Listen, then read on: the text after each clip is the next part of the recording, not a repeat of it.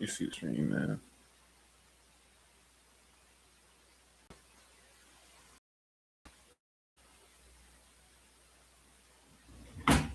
Go ahead and click that subscribe button below so you don't miss a single episode of Nightcap. That button right here. Come for the sports, stay for the stories.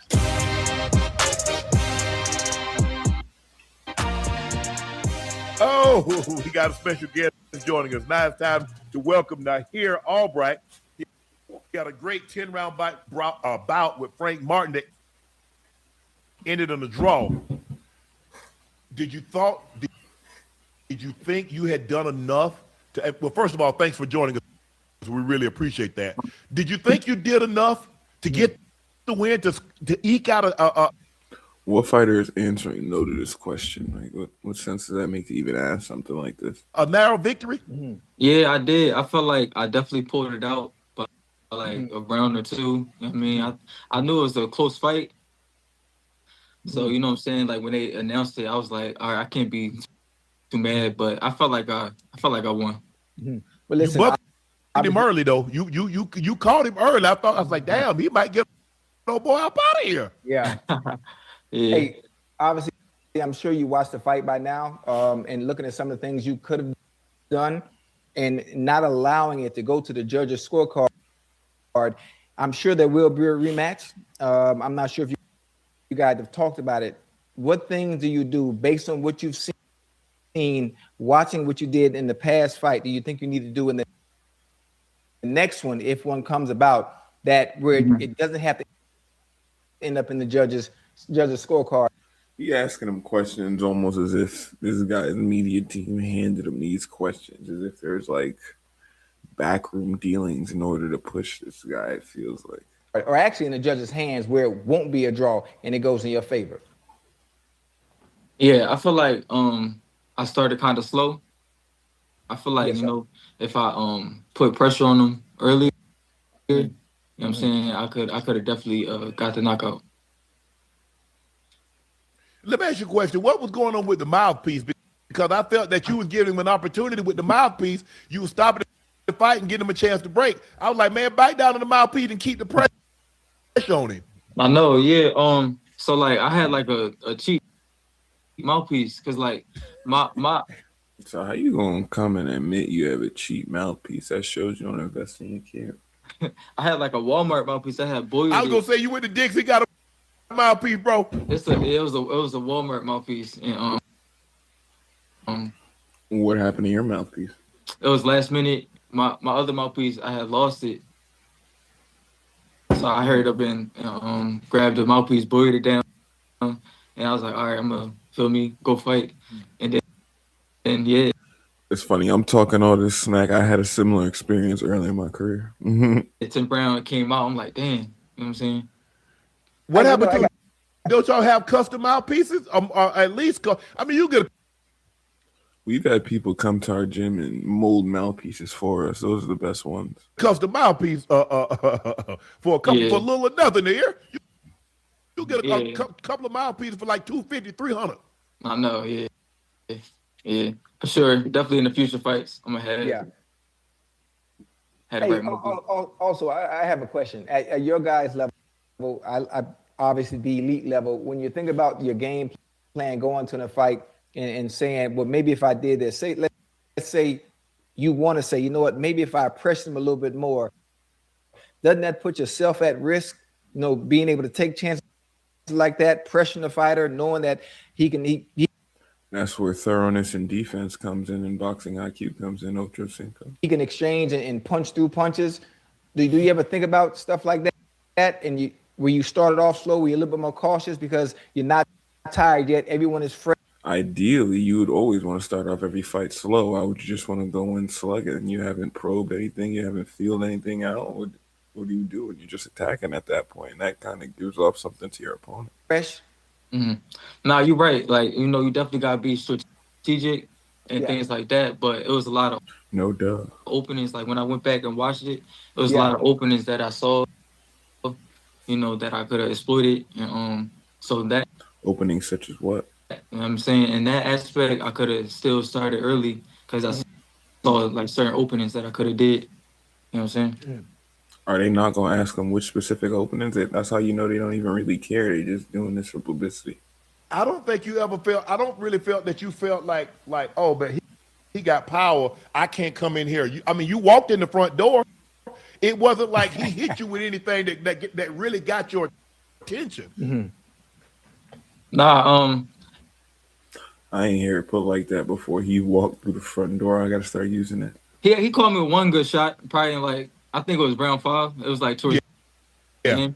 Yeah, he caught me with a good shot. Feel me? It buzzed me a little bit, but I ain't mind that. I'm like, this is my opportunity. So look, he gonna have to do more than buzz me. I'm gonna keep coming all night. Like, hey yo, pause. That's my opportunity. So hey, it's gonna be what it's gonna be. Like, that's my mindset. Right. So I'm not sure. I don't know if you can tell us, but obviously, superior fight, great performance from you. And with you having a performance like that, I think you should be able to get the fight you want to, especially depending on who you want to call out or who you want to fight. Is there anybody in mind, if you don't get a rematch right now with Frank, is there anybody you'd like to fight next?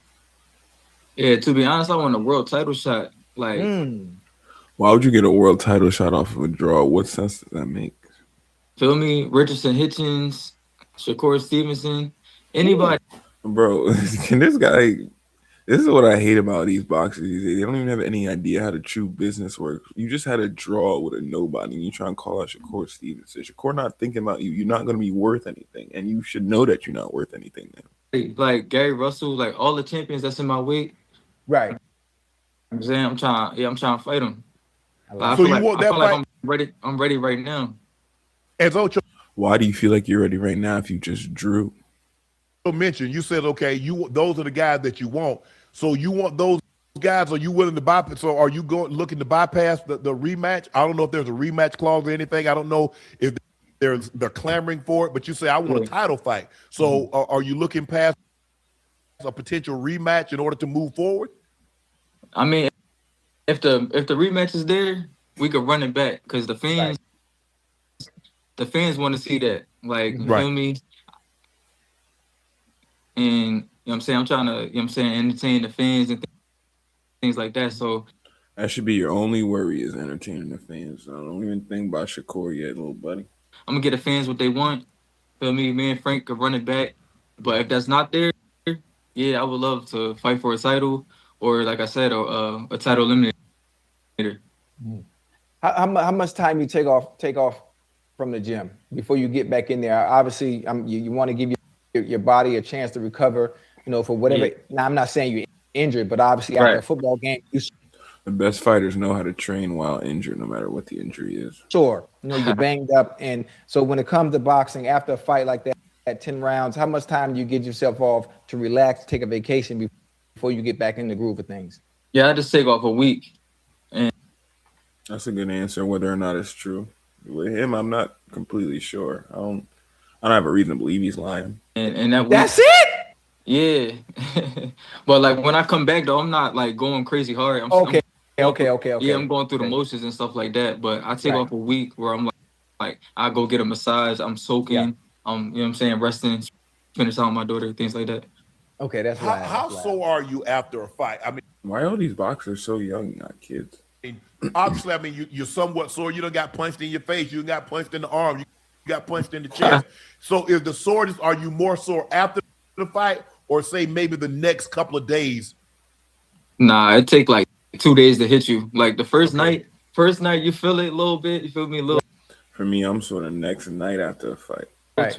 But 2 days later, you feel like a car hit you, bro. Like I promise you.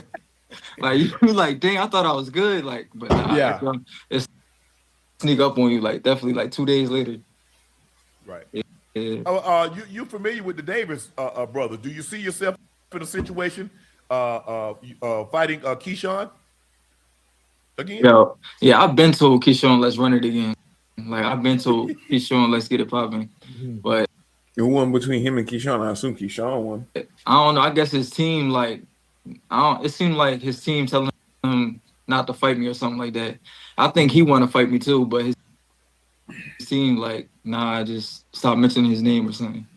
Hey, you know what? We He's speaking like he the big bad wolf. Always talk about it. Uncle and I, we always talk about it. Obviously, me being a boxing enthusiast, do you think there are too many people in the way where fans want to see certain fights and boxers actually want to make those fights happen, but they have too many people that in the way of great fights actually happening? Oh yeah, it seems like the team is in the way of the fans getting the fights that we want to actually see. Yeah, absolutely. It's a lot of like business that goes into the boxing world, and it definitely do. The boxing world is business. It goes hand in hand. It's not that it goes into it. This is all just a part of the business. Like block. Even you sitting here talking to them. Mega fights and stuff like that. Right. Yeah. You notice, if you notice though, Joe, I don't know if you, and you let me know what you think about this. Everybody talks about how they want to fight everybody. I fight everybody until they get the belt. And then they want to pick and choose who they fight. They don't want to fight everybody no more.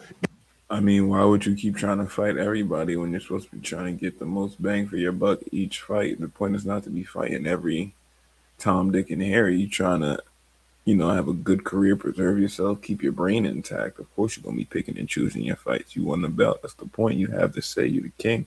Everybody says that because it sounds good. Yeah, I fight anybody, whoever at 140, who's at 145, 130, 135. I fight anybody. The moment they get a belt, I'm good.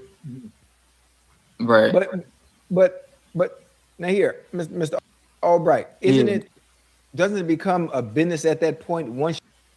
I don't know why they keep saying at that point and become. Boxing and business is hand in hand. This is all business. That's all it is. That's the only reason we're able to watch it. You do get a belt. And that's why I know there's multiple people cheating. When I say multiple, I mean majority. You can see it. Ryan Garcia got called off screen. Whoever you do fight, the owner of Snack Promotions got caught with steroids. Has to make sense from a business perspective and being able to maximize as much as you can make, because it's called prize fighting for a reason. Yeah. And once you get that belt, you're able to command a little bit more than normal, huh? Nah, yeah, it's almost as if these two got like a script going where they riff off each other on some good cop, bad cop type stuff, where Shannon just say something obviously wrong and then Ocho come in and be like, oh, maybe this is why they act like this when they have to be. Like, it's just common sense you're talking about. At the end of the day, it's like barbershop talk. It's just banner. They're not really getting too deep into the meat and potatoes. Made me want to skip through, honestly. It's true. Like, you would want to make the mega fights instead of like fights that's not going to bring in as much money. Right. But I'm saying, I feel like you gotta have it in you also to build a legacy, give the fans what they want to see too. Like, you know what I'm saying? And I feel like when you fall in love with the sport like that, that's gonna bring the biggest money. You know what I'm saying? When you take shortcuts and like just try to chase the money, I feel like it's going to like block your blessings forever. But yeah. Who that? Would that Andre Ward say my legacy is what I leave for my family? That's multiple boxers say that. That's just what you would assume a grown man to say. That's my legacy. But here's the thing, Ocho. You know how business work. Yeah. If you don't get the people what they want, soon enough you'll be out of business. People want to see people want to see fights, and if the fights with you and Keyshawn, or the fights with you and Shakur, or the fights with you, fight. Hey, let's get it on. Right. And because, like you said, Ocho, it's what people want to see. They're gonna watch it, and people will pay. For sure. Well, definitely. Who are your inspirations growing up? I'm sure you've been boxing for a very long time. Obviously, watching your performance, you were sharp as hell. You able to fight on the inside, sitting in the pocket. You were able to fight at distance. So you have to have some inspirations that you look at, that you study to be able to. Or he could just be well coached. Perfect your craft. A lot of these guys don't even watch boxing. And stealing bits and pieces from them and adding them to your game. Yeah, for sure. I like Sugar Ray Leonard. I like Sugar. I like all the sugars. I like. First of all, pause. Second of all, Sugar Ray Leonard is a good answer, though. Sugar Ray Leonard, Sugar Ray Robinson, Sugar Shane Mosley. Like, bro. Like, feel me? They all got that explosiveness to them, Yeah. the smoothness. Yeah. So I like, yeah. Well, I'm sure you've heard the news by now. We're not breaking news to you, but in September, I think September 16th, Floyd Mayweather will take on Pacquiao. Oh yeah, yeah. Floyd Pacquiao 2. Mhm. Early prediction. What you think of how this thing gonna play out? Both they're pretty much past their prime. Is what 48, 49 years of age. Two guys. It's on Netflix. It's gonna be. What you thinking? I'm thinking. I think Floyd gonna do what Floyd do. I think Floyd gonna leave off right where he left. I think he gonna pick Manny apart. Seems to be what everybody thinking. I wouldn't be surprised if Floyd the favorite for this fight. That's my prediction. I think Floyd is a master craft. Like he a master at his craft, and he gonna pick up right where he left. Could one make the argument that Manny Pacquiao is also a master at his craft? Though I think they can. Left off. Look, a lot of people say, "Man, I don't want to see that. I want to see Shakur and Keyshawn. Or I want to see Shakur and Tank. Or I want to see a fight like that. Why we got to get guys? We got guys in their 20s that we should be that should be fighting way more often and fresh and great guys, and they could do a lot with. But I feel like the marketing could still be better, and those guys in Riyadh looking like they're about to try and come and take that over. got belts that we shouldn't have to wait for guys that's in there all damn near 50 years old about to get an AARP card to fight. Because you said you would fight. Hey, the man said you said you would fight. Hey. Yeah, I'm trying. Yeah, like give me a title shot now. Like, I need a title shot now. You can't get a title shot off of a draw. How does he not? Like, why he acting like he don't know this? Like, I don't feel like he even thinks he deserves it. I think he's just talking at this point. Feel me? Are you trying to fight? So when are you looking?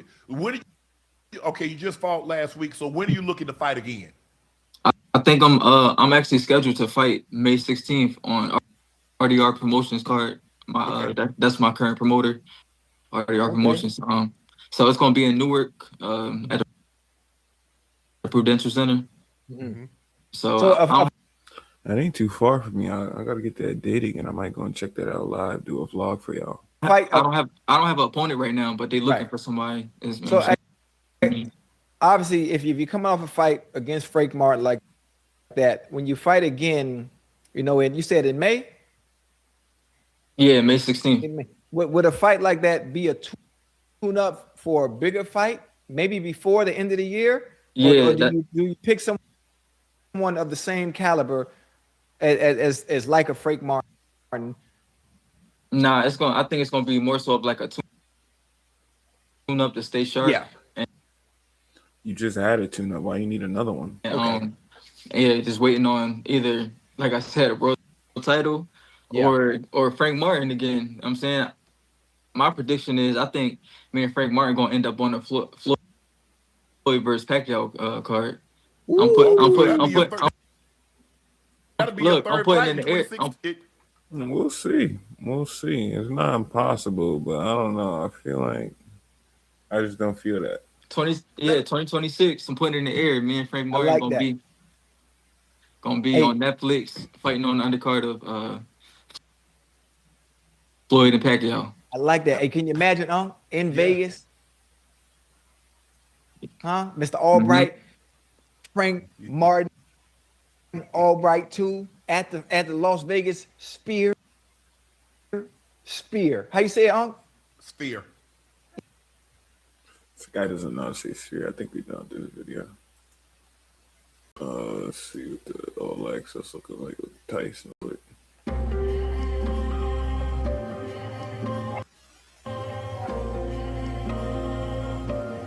Like Tyson look like he about 100 years old at this point, man. It's not. He don't even look. He look drunk right here. Like he don't even want to be here.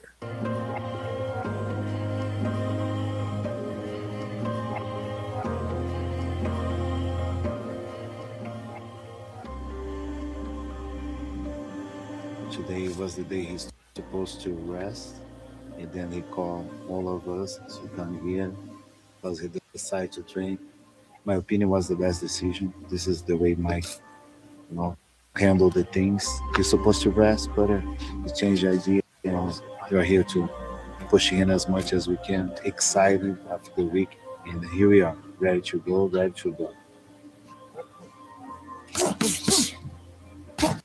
I ain't gonna lie, that form looking sharp. Yes. Bring it on. Look. I ain't even gonna hold you. I'm pretty sure this is an MMA coach you working with. I just can't remember his name. Yes. Something feels different about the idea of Mike Tyson stepping into a camp for a Floyd Mayweather fight. And it's not knocking the pads off the man's hand. Not nostalgia, it's intensity. And it seemed like they're not going for any high combination. They're just going for big couple shots, which would be smart, not trying to go high combinations on somebody like Floyd who's gonna keep moving. Man, can't even take it through the pads. Right there to the body. You right, coach? Mike, so well. Baby, I need 10 seconds. Put 10 seconds in.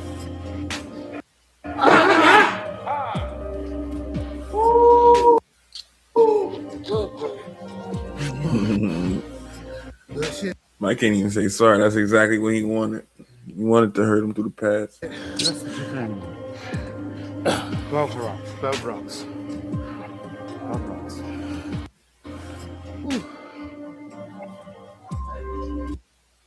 12 rocks. 12 rounds. This time, it's not exhibition vibes, not friendly sparring headlines, not scripted entertainment energy. It's real action atmosphere. The idea today was to do 5-6 rounds. Why are you gonna do 5-6 if you knock him out before? If it was the fight was over. The fight was over. Then what more you do is just extras. Mike go home today, confident, and knock him out. He did my thing. Now he's gonna do conditioning. Can you imagine one more round? He's gonna feel tired, exhausted. No. But my thing is, skipping all his rest days, that can't be good for somebody his age unless he's on some kind of special juice, if you know what I'm saying. We did 4, and now we go to do something else or not. Come and get me, Mike. Come on. There we go. That's it right there. Perfect. That's one. Good one, Mike. Come and get me, Mike. Let's go. There we go. That's round yet. That's round yet. Who is that cheering in the background? Let my man work. You don't need a cheerleader, bro. Yeah, let's go. Come on, Mike. There we go. Using those legs now. Good. See you stand. See you stand. Get low. Stay ready. There we go. Yeah. There we go. Come on, Mike. Yes, sir. Get that ring off. Good. Low, get ready, Mike. Get low, get ready. Hey, come on, Mike. There we go. Yes. Yes. Yes. Yes. You've got Tyson working under Rafael Cordero, and that alone. Rafael Cordero's his name. That's an MMA coach. I forgot they knew each other. Changes the entire picture because Cordero doesn't train for show. He trains for controlled destruction. Mike is excited. He wants to be there. He wants to one more time entertain people. He's a fighter, but he likes to entertain people. And this is what he fights for. He fights for all those people that he can. Yeah, you could tell Mike falls in love with the fame and the spotlight a bit. Not a bit, a lot, but he's gotten better at it over the years, and he's gotten more mature about it. Street, the people come to him and say, "You are the people's champ." So this is the. I'm going to stop you right there. Ali's people's champ, my guy. This is really motivating him to be in the gym from 8 a.m. to 6 p.m. every single day. Shoulders back. 1, 2, 3, 4, 5, 6, 7. Expect the biggest fight of the history. Why? Because we talk about. Nobody's expecting the biggest fight in history, bro. Can you just? I hate how they so unrealistic with it. It's one thing to promote your fight, do that, but let's not sit here and disrespect the history of the entire sport. Mike Tyson. We talk about Netflix, live on Netflix, something that never happened before. Things like that. Live on Netflix definitely happened before, and the first time it happened, the servers are bad. You just can do it with me like Mike Tyson. The mitt work looks violent, the combinations look compact and explosive, and that signature forward pressure is being sharpened instead of softened. You can see the focus in Tyson's movements. Less showmanship, more purpose, like every punch is being calibrated to close distance on a defensive genius. We'll probably assassinate him. Okay? I'll be right. Good. Round one. Oh. Feel. Cut the ring. Exactly. Cut the ring. Exactly. Beautiful. Yes, just like that, Mike Tyson. Excellent, Mike. Excellent, Mike. You break him. Unpredictable. Exactly, Mike. Beautiful roll, Mike. Excellent. Excellent. Seems like this camp is full of just yes men surrounding Mike Tyson. Are you telling me that's the only type of people that could train him? It's never good to just have only yes men around you in the camp. They doing the most simplest of drills. Like it's nothing to get that hyped about. Beautiful game. Granted, he's looking great in the drill. I'm not taking that away from him, but it's just this camp is looking suspect to me. I don't think it could compete with a Floyd camp. Complete. There's nothing to say. You're complete. Exactly, just enough. Beautiful roll, Mike. Excellent roll. Excellent defense, champ. This is the perfect head position. This we talk about it. 40 seconds. You are winning the fight, so there's no reason for you rush. We are winning the fight. All good for us. Clean shot, Mike. Excellent. Nice left hook. Up. We're done. The job is over. We're done. And on the other side, Floyd Mayweather isn't treating this like... Let's see. I feel like this is about to be a significant difference in camps. Let's see what the camp around Floyd Mayweather is like now in terms of the personalities. a spectacle. And like the stream for me if y'all found value in this so far. Subscribe. We do this every day. Either. By the looks of his training clips, the man still moves like time politely asked him for permission before trying to slow him down. The reflexes, sharp, the footwork, effortless, the speed, still snapping like his prime years. I don't know about his prime years, but okay. Like right there, like you telling me that look like prime Floyd? Come on, Floyd was way smoother than that back in the day.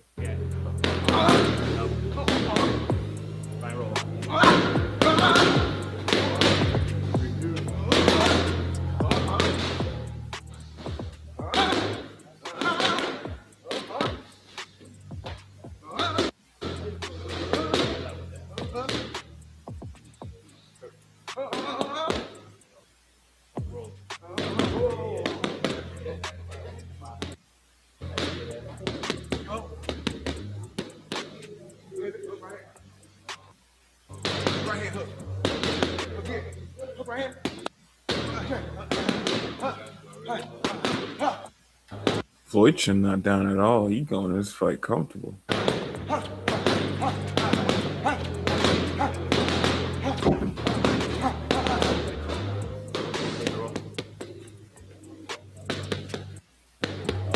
He's drilling defense, timing, and ring control with that same surgical rhythm that made him untouchable for decades. What makes this dynamic fascinating is the contrast. Tyson sharpening raw aggression and finishing instinct, while Floyd is polishing precision, IQ, and survival mastery. Exactly. Slide and drop. Punch it, point it, help me, bro. Drop. Walk it.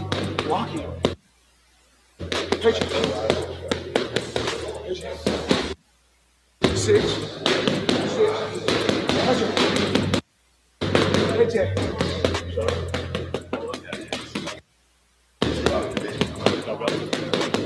Watch it. I step back like I have my distance. That's why I step.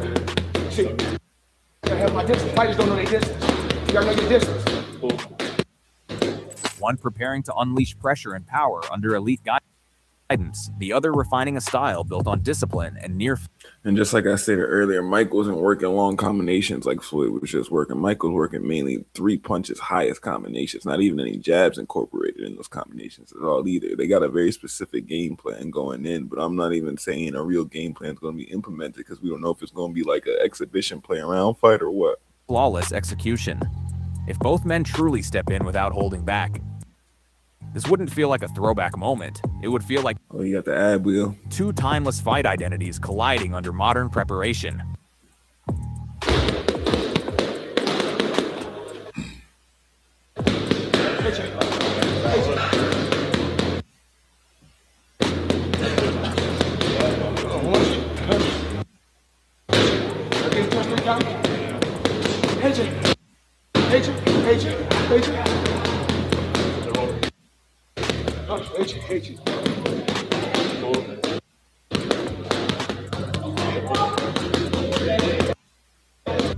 That intense talk about Tyson unleashing power under Cordero, while Floyd sharpens timeless speed, suddenly crashes into Daniel Cormier's reaction like a cold bucket of reality, because DC isn't speaking as a hype man.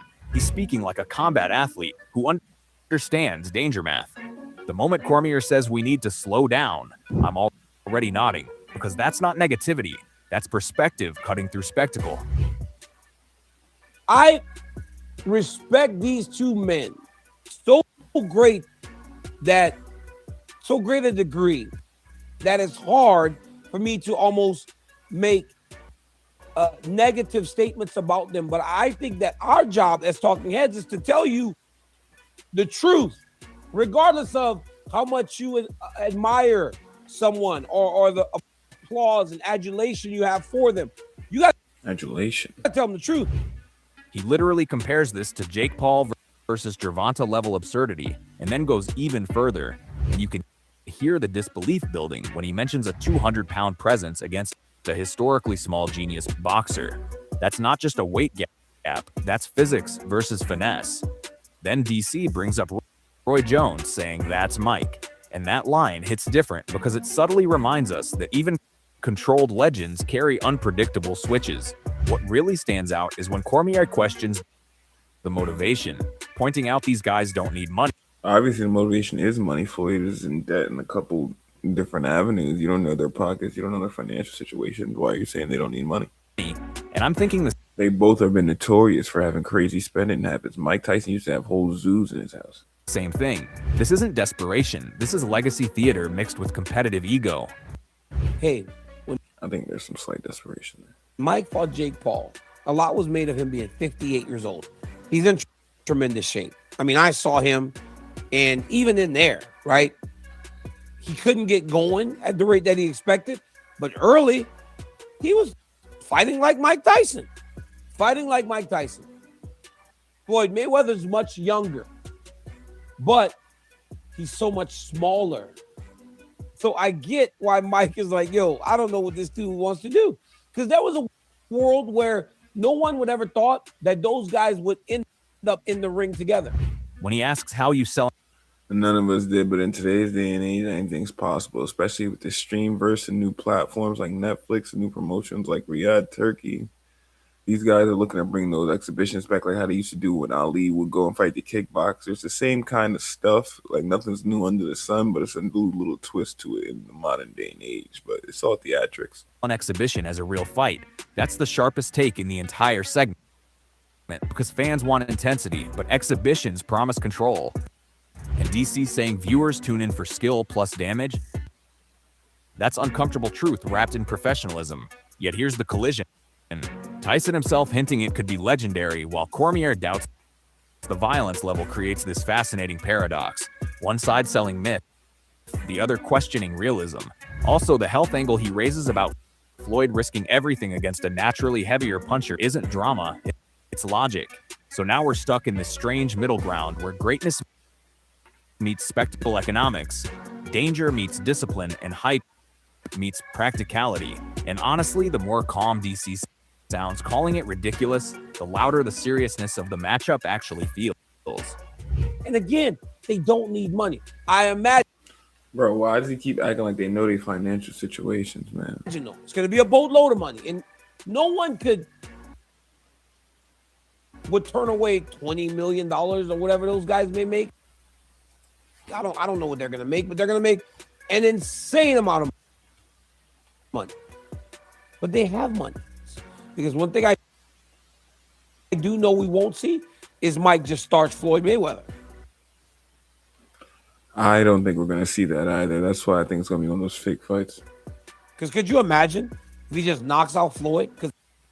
And Floyd's that much smaller, the visual? Hell, it would be the most viewed thing you ever see on TV. That uneasy realism Cormier brought with the whole slow down energy suddenly flips into full blunt mode the second Wade starts talking. Because now it's not just concern, it's almost disbelief wrapped in sarcasm.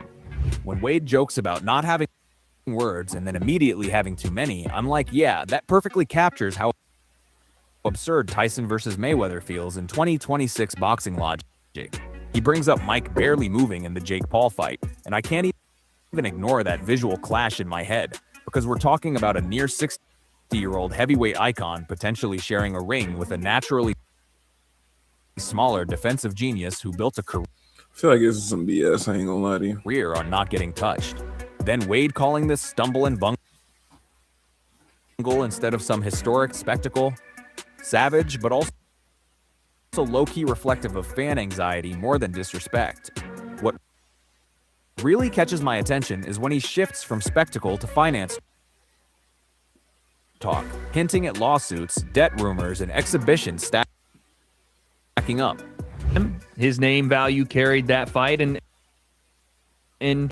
name value carries most fights. It's the point of marketing and promotion. it did a crazy number. I'm sure he'll make a crazy number here, but Floyd Mayweather is the one that seems like he needs the money more right now. Our guy Andreas Hale wrote a story that is kind of went somewhat viral.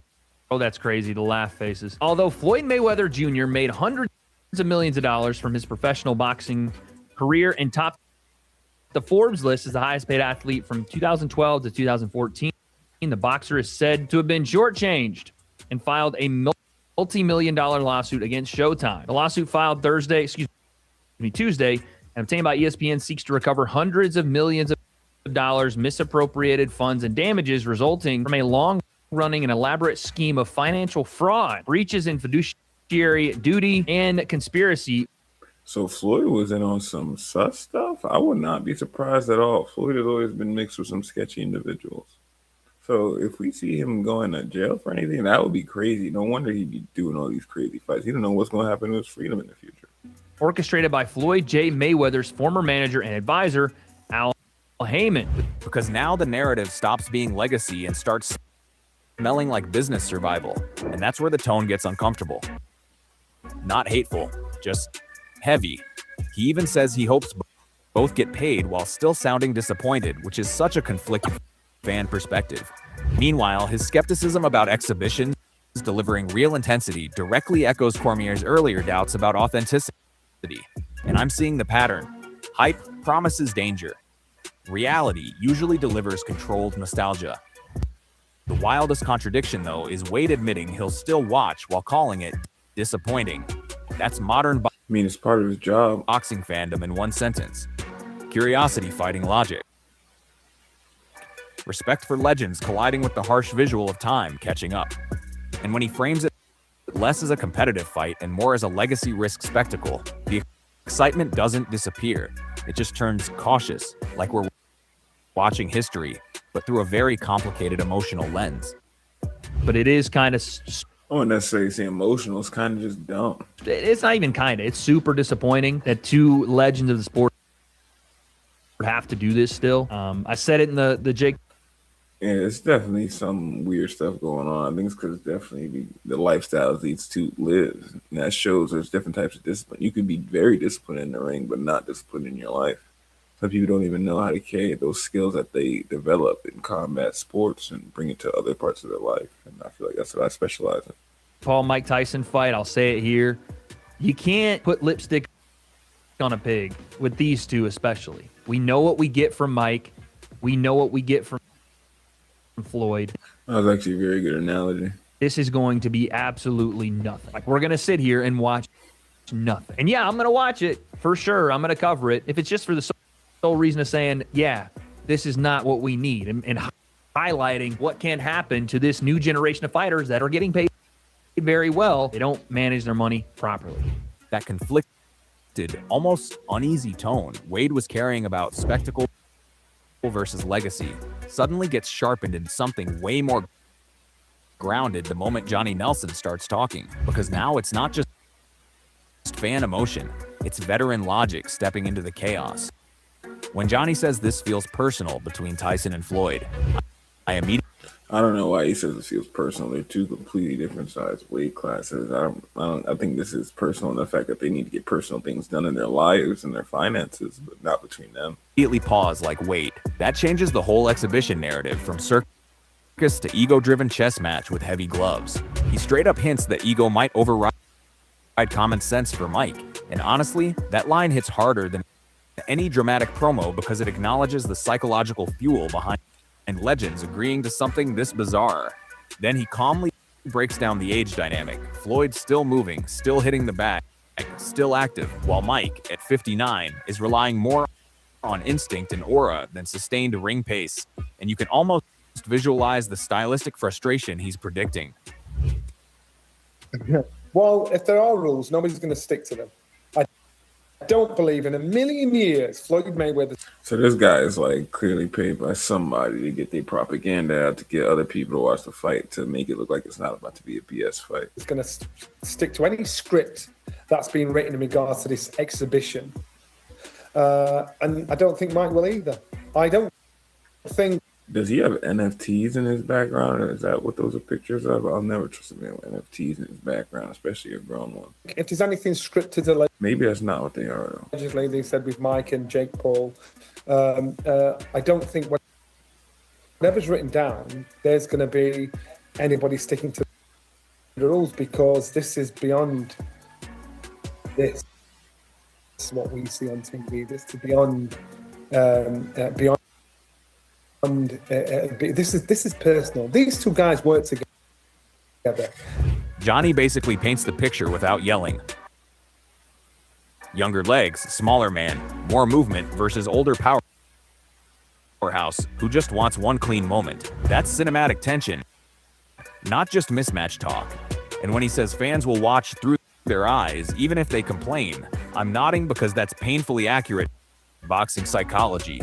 We critique it, debate it, and still tune in like it's a live argument unfolding in gloves. This is true. This is really the only reason the sport still has a heartbeat today, if you ask me. The real cold truth, though, should be way more than boxing should have way more of an impact positively on society than it does today. I feel like it actually can impact society in a lot of negative ways. When Johnny admits money and livelihood, you are part of the equation, suddenly the legacy debate collides with reality, and the narrative shifts from should they fight to why wouldn't they if the pay is massive. That's not glorification, that's realism. Add in his reminder that Father Time doesn't negotiate with style, and now the fight stops sounding like fantasy violence and starts sounding like a clash of pride, business, and nostalgia all tangled together. Not clean, not simple, but undeniably compelling in a strange, uncomfortable way. He still physically can move about the ring and do what he has to do. I think for Mike Tyson, he's going to be very frustrated. He will want to lay a shot on him to get rid of him, but unfortunately, you slow down, Father Time gets the better of us all. And even though I think when it comes to a fan's favourite, I'm quite sure most of the fans I'd love to see Mike Tyson put Floyd in his place, and that's probably what will be the attraction. Why would you want to see somebody way heavier than somebody else hit them? As well, but you've got to remember, Mike Tyson's 59 years old. So why do you want to see him in the ring so bad? If you're talking about, you got to remember he's 59 years old. Something sketchy there. You've got to remember, Floyd Mayweather is still hitting the bag in the gym. He's still moving around. You know he's 48 years old. So you've got to remember that. So you're going to buy into it, no matter how disgusting you think this fight is, no matter what complaints you have about it, you're going to buy into it. So when you zoom out, it's not true. I'm probably actually not going to watch the actual fight. From the Tyson under Cordero intensity, the surgical sharpness of Floyd's like Tyson don't even look healthy there. He don't even like you want to fight right there. Training, Cormier's cold, slow down reality check, Wade's conflicted skepticism, and Johnny Nelson's brutally calm logic. The picture stops looking like a simple exhibition and starts feeling like a psychological event wrapped inside a boxing match.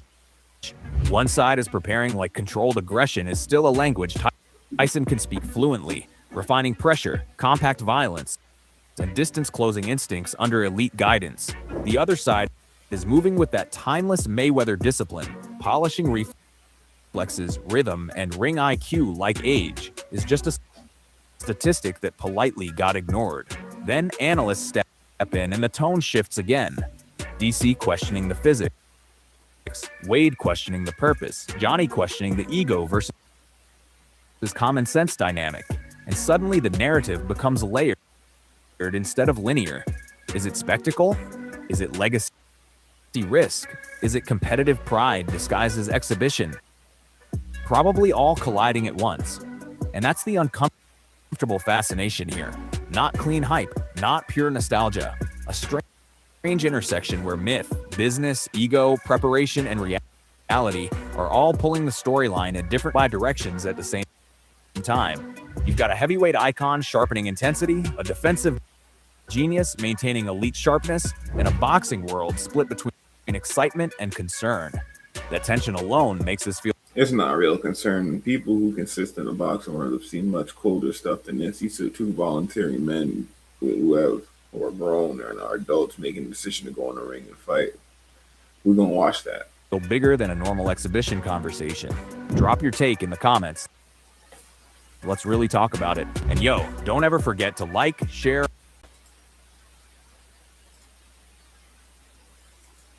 He has defeated 8 current Hall of Famers inducted into the International Boxing Hall of Fame. He is That's crazy. 8 current Hall of Famers. the 8 Division World Champion. Please welcome back to the sport of boxing, the legend Manny Pacquiao.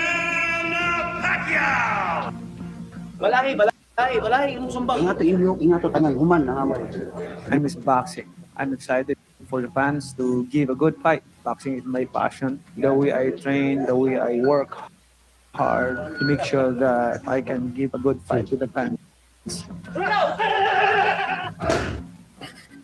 I hate that drill.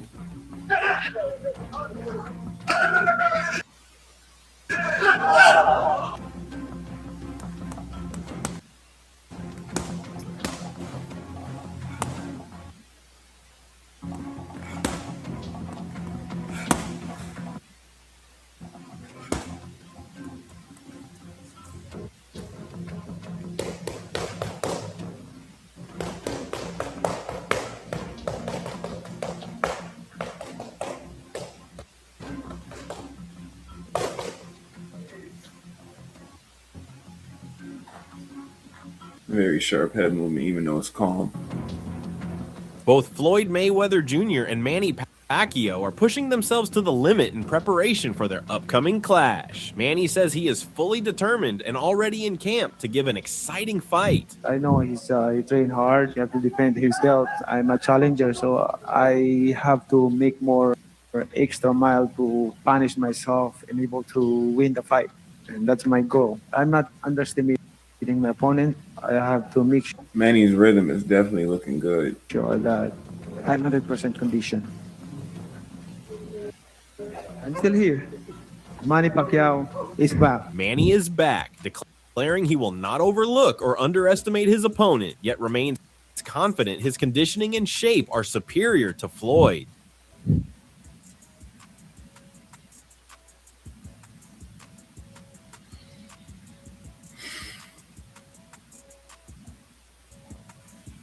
That's enough. Philippines looking that nice.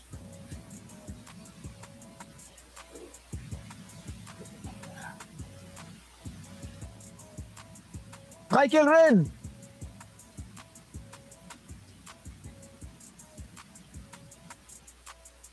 We're not done yet.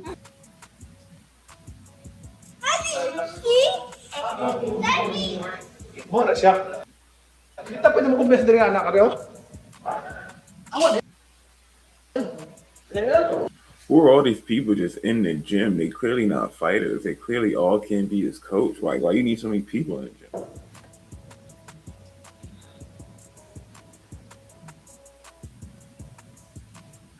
See, and it's the thing. This kind of shows me these guys are kind of favoring the spotlight more and the attention, and that never shows promise in a fighter, especially in an older fighter when he's conscious on attention.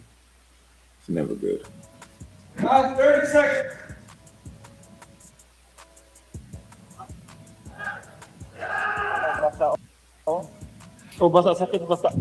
Manny says Floyd pushed for an exhibition, but he wanted a real professional fight. Now fully committed, Manny is determined to give fans authenticity and excitement inside the ring. Before he wants an exhibition with me, but I don't I disagree, and I don't want to fight with exhibition with him. I want to fight a real fight like this. So this is it. Like this is what I'm waiting for. Manny explains that anyone with true spirit and passion for boxing can continue fighting at any age, proving dedication and love for the sport. I ain't gonna lie to you, that made me more confident in Manny hearing him say those words, because I can't imagine Floyd reaching out to him with an exhibition fight just trying to make a money bop. And then Manny like, nah, let's fight for real. Of course, boxing is boxing, you know, this is really hard sport. When laziness comes to your body, to your mind, then stop boxing. Forget about boxing. But as long as you dedicated, you have fire, you have, you have interest to punish yourself like that, for hard work, you enjoy doing hard work, training like that, discipline, then go for it. Like, continue boxing. So that, yeah. But you do that, you'll be successful. No, of course. But something like comes to your mind, like especially in the middle of like preparation, like let's say 2 months after 1 month training, it's like tired, like lazy. Manny emphasizes his motivation, saying his brain has never told him. Is he still a politician over there in the Philippines? Somebody let me know. He is tired, which is why he continues competing with relentless determination. When the time comes, like, come to my mind, my heart, like, I'm busy, I'm tired. Then forget about boxing. Yeah, right? But as long as you have passion, dedication, you have fire, then yeah. Yes, of course. But look at your body also. Sometimes your mind is active, but your body Mine stopped a long time ago. So that's why I'm trying. You gotta leave the fight for the fight leaves you. I'm trying to. I guess all those people in there are media people and like interviewers and reporters. I'm trying to push myself, but Oh, he's in Wild Card. I didn't realize either that guy is just from Wild Card or he's in Wild Card gym. But actually, they just showed him in the Philippines, so he got somebody in the Philippines.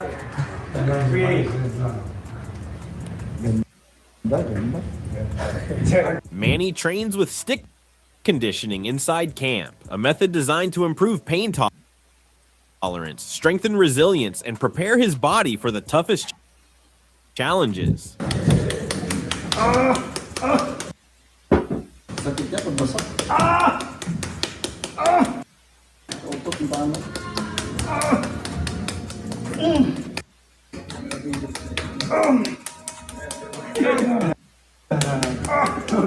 Only heavy play. Heavy play.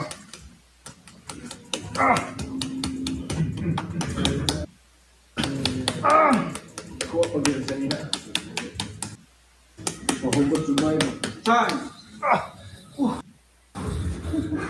Well, I feel like that don't hurt that much. And mind you, I've done traditional martial arts conditioning as well. I did that mine on 45 seconds. Go. Got it. Go. Run.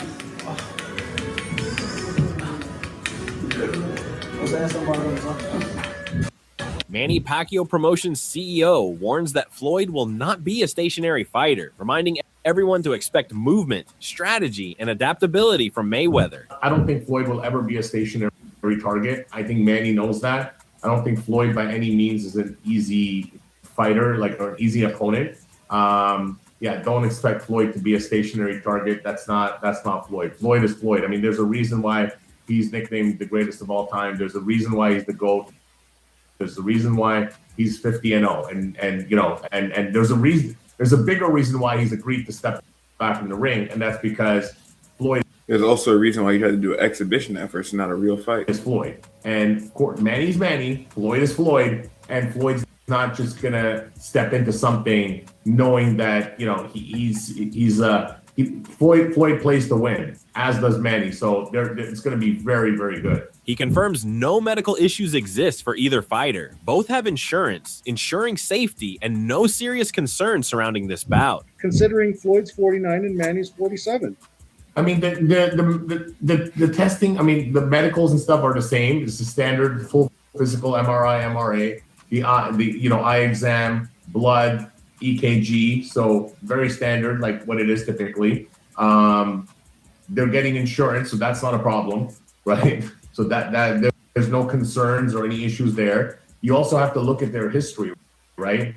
Their history is look at how many fights they've done, look at how they've performed. They've always shown up.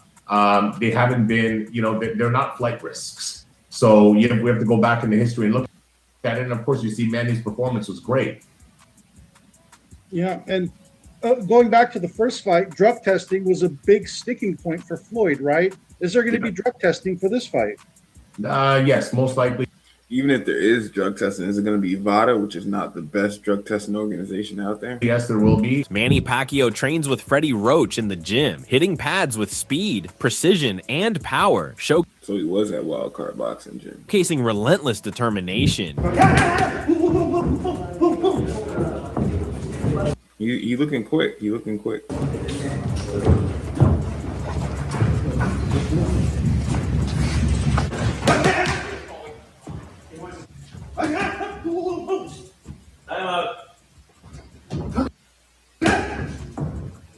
Definitely loose.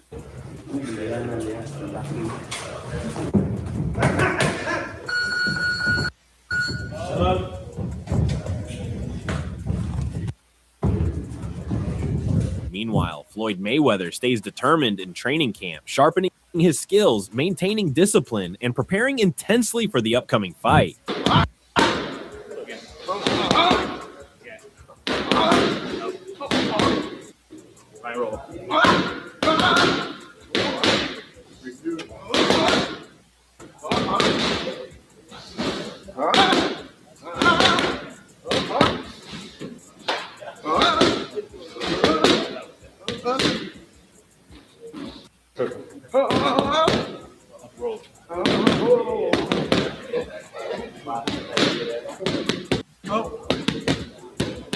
Floyd Mayweather hits pads strongly with precision and power, showcasing speed, focus, and relentless preparation that define his championship mentality.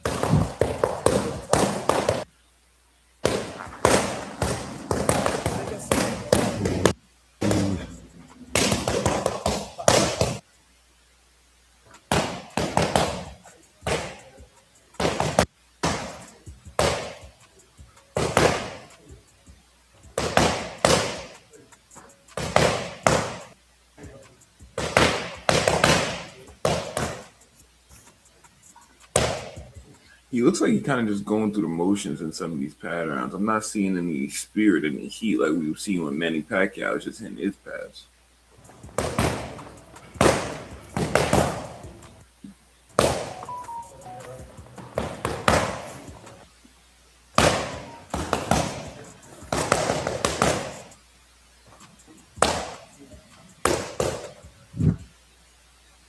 Max Kellerman recently shared his thoughts on the upcoming matchup between Floyd Mayweather Jr. and Manny Pacquiao. He admitted that he doesn't usually comment on other athletes' finances, but hopes that if Floyd Mayweather Jr. takes the fight, he earns well and rides off into the sunset a rich man. Kellerman emphasized that Manny Pacquiao is focused on the sport itself rather than money, wanting a real fight rather than... Manny Pacquiao is definitely focused on money. He's been notorious for making crazy spends with friends and family in the Philippines, but he's also done real activist work there in terms of building up infrastructure, being a politician, being a leader in the community. So I'm not mad at him at all. Than an exhibition. Reflecting on their first bout, Kellerman was critical, calling it underwhelming, and noted both are now 50 years old. The best fighters fight boring fights. That's a fact. Making the stakes of a rematch uncertain. While he respects both fighters, he admits he favors Pacquiao in terms of interest and excitement, highlighting the authentic challenge and skill they bring to the ring for fans to witness. Are you skeptical about it, Shady? That's one thing I don't do. I don't talk about no other athletes' money. I don't do that. By the way, my hope is that Floyd isn't going broke. Right. So, by the way, if he is, that he makes all the money in the world for a Pacquiao fight and rides off into the sunset a rich man. I wish him the best.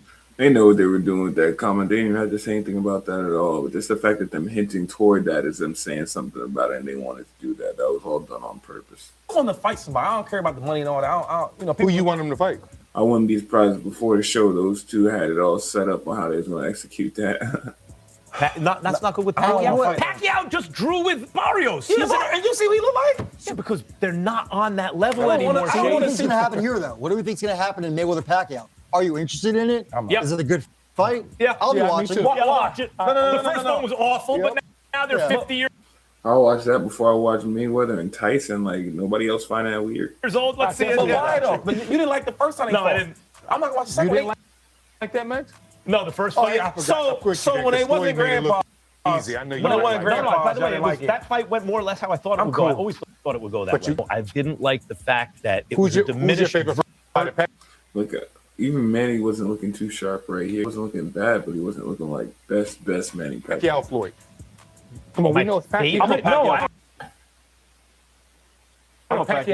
Actually, Floyd, watching Floyd fight is actually more my style of that perfect boxer. That's what when I do a pound for pound ranking, I'm trying to be objective. Pacquiao jumped more weight classes. What he did pound for pound to me was more impressive. But you have him over Floyd. But I never thought Pacquiao was going to beat Floyd ever. But never Pacquiao, thought he's one of my favorite fighters. Who? Floyd and Pacquiao, they're one of my favorite fighters. But I still Floyd's the wanna see it. longer, bigger, better defensive fighter. Right. You know, But let's be real, what this is all about, business. This is going to be a mega event.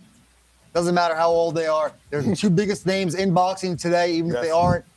And they're not the two biggest. Paulie Moline Floyd is one of the biggest names. I don't know about Pacquiao. Aggie sees this fight as another high-profile cash grab, recalling that the first Floyd Mayweather Jr. versus Manny Pacquiao bout, despite its historic status, lacked real passion and intensity. Fans expected fireworks, yet the 2015 clash often felt like a tactical dance rather than the all-out battle many hoped for. That fight was for the championship, carrying tangible stakes in the welterweight division, but this rematch does not hold the same competitive significance. Instead, it thrives on curiosity, nostalgia, and the global star power of two of boxing's most recognizable names. Mullen Agee notes that audiences are drawn less by pure competition now and more by the spectacle, a dynamic reinforced by similar events such as Mike Tyson's exhibition bouts, which captivated And those was BS. fans even decades after his prime. The first fight was also a cash grab, but really, that one was also a little bit too late, and they didn't really fight with that passion and fire. It was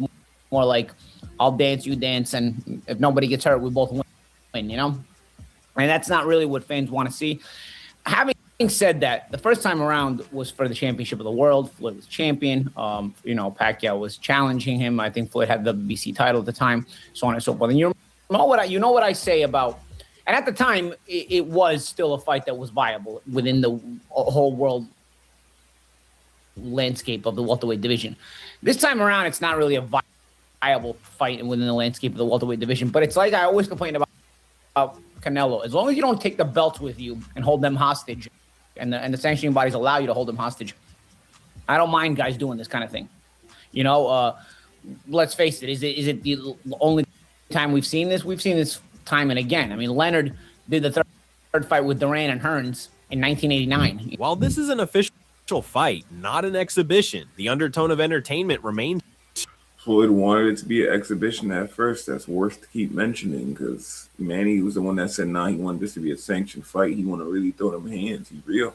Strong. Pacquiao's age and natural power are countered by Mayweather's defensive timing and experience, yet both fighters remain in remarkable condition for their years. The matchup, therefore, is less about championship glory and more about testing skill, endurance, and strategy while captivating viewers. Netflix's involvement amplifies the event's reach, offering convenient access to casual fans who may not follow boxing closely but recognize the names. As Max Kellerman once noted, when boxing comes together properly, it stops the world. Mullen Agee echoes this sentiment, emphasizing that while the fight may not carry the same legacy weight as the original, the curiosity, nostalgia, and star power guarantee significant attention.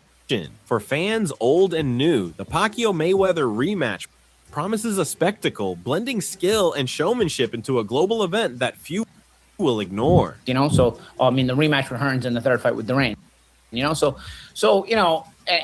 think those sold pretty well, pretty good as well. You know, people got into it. Were they kind of duds? Yeah. I mean, the third Duran and Larin fight at the Mirage, people kind of are probably more forgetful about it. But regardless, the nostalgia aspect of it, like the champ said, is going to attract people. It's gonna you know, make people curious.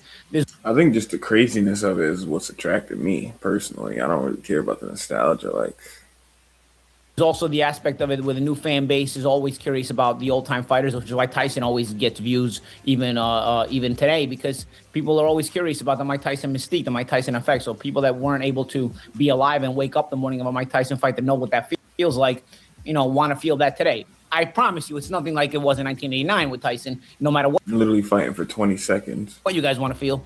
Having the room packed out with every A-list celebrity in the world, and only having them for 20 seconds is crazy. But regardless, I think people get curious about that, and I think this is going to be sort of the same thing. Dan Rafael says that the scheduling of Manny Pacquiao and Floyd Mayweather's fight strategically aligns both fighters on similar timelines, setting up a potential September 19th showdown at the Sphere in Las Vegas. They solidified it for September 19th already. Yes. He notes that Netflix's involvement is unsurprising, as the platform focuses on high-profile, attention-grabbing events rather than standard boxing matches. Not only that, the Netflix kind of has to do something big now because they were in that bidding war with Paramount Plus and lost that Warner Brothers deal that they wanted badly. Unlike their historic 2015 clash, which shattered every pay-per-view and revenue record imaginable, Rafael believes this fight won't replicate that same financial magnitude. Instead, Netflix provides massive exposure and convenience, allowing fans to watch without paying extra beyond their subscription, a strategy that proved successful with events like Jake Paul versus Mike Tyson. The promotion is a joint effort between Manny Pacquiao Promotions, Mayweather Promotions, and CSI Fight Sports, which also manages Mayweather's other projects. It puts Floyd in an exhibition bout, also probably in April, but in a different location. And it sets them up on the same time schedule where if they're going to do a rematch September 19th at the Sphere in Las Vegas, the fact that Netflix is doing it is not surprising at all. That's always been what they've been talking about doing. I think both fighters and everybody involved understands that it's one thing when everybody wanted to see the fight in 2015, he put it on pay-per-view and it's going to be a blockbuster, which it was. They charged $100 for the pay-per-view, that was crazy, biggest price ever for a pay-per-view. And it set every conceivable record that you could think of in terms of gate, boxing, pay-per-view buys, overall revenue, the sponsorships, the merchandise. You pick a metric and it broke the record. That would not be the case now, 11 years down the road, since they first fought in 2015. So they needed somebody to put up big money, and it really fits the profile of what Netflix is trying to do.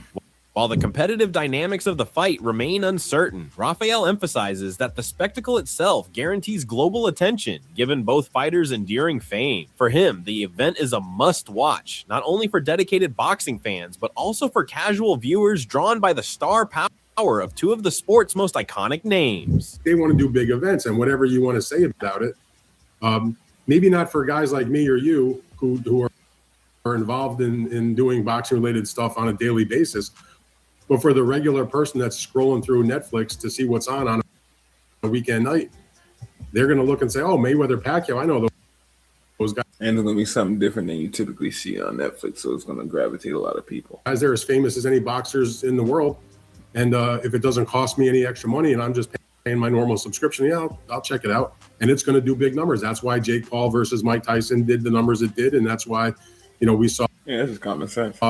Them be interested in a fight like Jake Paul against Anthony Joshua and the other events that they have done.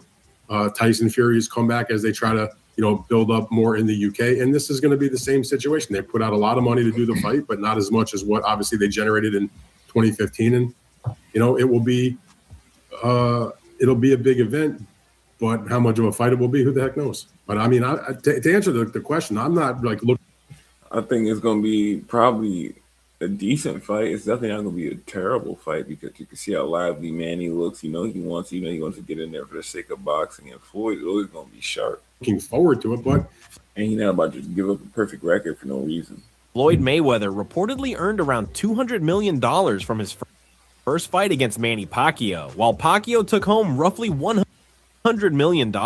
For this rematch, both fighters are said to be receiving $100 million each. From a practical standpoint, if a fighter is still in good physical condition and presented with a payday of that magnitude, turning it down is almost unthinkable. Prize fighters, by definition, fight for purses, and no one in their position would realistically decline such an opportunity. The financial incentive alone explains much of the motivation behind this fight, even if the competitive stakes are lower than a title bout. Say it's just they're both getting 100 million. You're presented with 100. How much did Floyd get to fight John Gotti's son or grandson, whatever? $1 million bag, okay? And you're still good physically, all right? You can still fight and you feel good. You ain't turning down that bag, bro. You're not. You're going to say yes to it. All you guys that are cheating on it, okay? Let's just be real for a second. No cap. We're all taking this fight. We're all taking it. You can't blame them to take it. We're all taking it, all right? So not really, especially after I've already made hundreds of millions of dollars. I don't know if I'm taking it at that age, bro. Stop speaking for me. I hear both. Who are you? Arguments, but it is what it is, right? They're going to take it regardless. They're prize fighters. They fight for a prize. Duh. As Floyd famously said in that 24/7 build-up against Shane Mosley. And they're going to do what they're going to do. Now, in terms of why this fight is happening, honestly, I don't know. I don't know why this fight is happening. Netflix's involvement, because they need the money, and if you don't know why it's happening, you shouldn't be commenting on it. It amplifies the spectacle, providing a platform that focuses on high-profile events rather than serious championship-driven matchups. Historically, the streaming service has delivered entertainment-first bouts, grading lower in terms of competitive significance. While this approach guarantees massive exposure and easy access for casual viewers, it raises questions about the type of boxing content being promoted. Critics argue that Netflix could elevate the quality of fights on its platform to avoid backlash from fans who expect more than star power and spectacle. Ultimately, this fight reflects both the lucrative nature of prize fighting and the ongoing trend of prioritizing entertainment value over competitive legitimacy. Has said that they, want to put on big, huge events. If you were to grade the type of events they've put on in terms of how serious they are, and when I say serious, I mean like real fights, okay? Like real fights with implications in boxing. You have to give them like a C, honestly. Like, look at they just started in the game. the fights they've put on, okay? And if there's any criticism, albeit constructive criticism, towards Netflix, is I feel that they should step up the type of fights they're putting on their platform, because there could be a lot of blowback. There was a huge amount of blowback the first Mayweather Pacquiao fight, okay?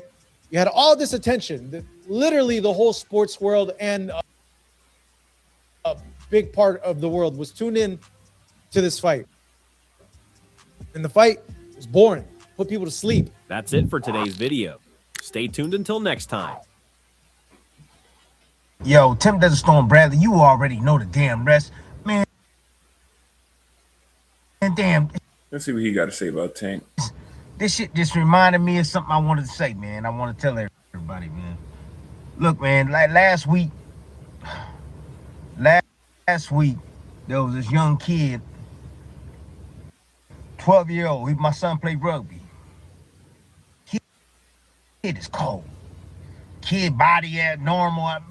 Kid muscled up and, he taller than everybody, faster than everybody. Motherfucker scored like 8 tries. They don't call them touchdowns. They call them tries. Like 8 tries a game. Like they got to sit his ass on the sideline because they got to let the other team try to score and work on their shit, because he either tackling the hell out of the kids or he's scoring, So he played 12U. So I told the kid after the game, I said, hey, bro. I said, bro, you should play 14U. He like, I'm like, bruh, you can do it. Nah, they're too big. I'm like, motherfucker, you too big to be playing 12U. I'm like saying to myself, I don't know what this guy do with Tank. Let's see how it ties in. I'm like, come on, bro. Like, step your game up. You don't want to step your game up, because I tell y'all all the time, man, this right here, that's what's important. This right here. Oh, he got all the muscles and shit. He's strong, but he don't believe he's strong. He don't believe that he's talented enough to be on the field with 14U. And I'm like, bro, you do. You got the talent. You got the damn talent, kid. Get out there. So I tell you what, the following week, I'm like, bro, you gonna play? You gonna play 14U? Come on, bro. You gonna? Last time I checked, I know, you know what I'm saying? I know what I got. I stood up to take a piss. How about you? He was like, okay. Okay. He took the chance. Yeah, he took the risk. He bit down. Boy, tell me why that boy went out there and showed the hell out. 14U. Playing 14U, boy, is 12 and under. Cold. Scored and everything. I looked at him. He ran by me on the sideline. He put the deuce up like, and he knew he belonged. But he would have never known that if he didn't take that damn chance and take that risk. He was only losing. Losing because, look, you get a chance to level the hell up. That's what you become get ahead of the pack. When I was, what, 15 or 14 years old, between 15 and 14, I'm sparring pros already. I'm sparring world champions already. I ain't spawned my first pro till I was about 20, and he dogged me. You know what that do to you? All that IQ and all that experience you get, and what it do for the mind? Yeah, as long as you go 110%, you ain't gonna get hurt. You gotta go hard, or hey, don't go out there and play and tiptoe and shit. No, go out there and go hard, bro. That's it. And you won't. I promise you, you won't get hurt because your body won't allow you to get hurt. It won't. This shit start to take over. So I say this to say this, what I'm about to say.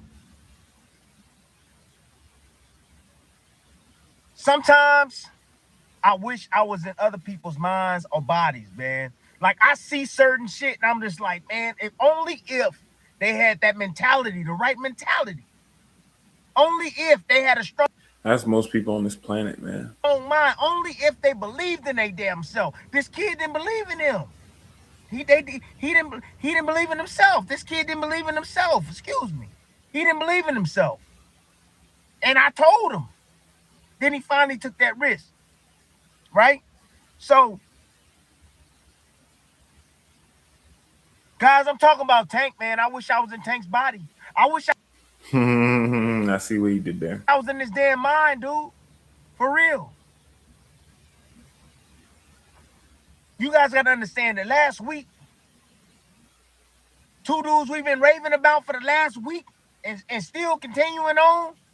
The dude that's in the headline right now, Ryan Garcia, guess who knocked his ass out? Tank Davis. The dude that he just... Talk your talk, but Tank is in a lot of out of the ring stuff. Last I checked, he was on a run. Fought Mario Barrios that he couldn't get rid of.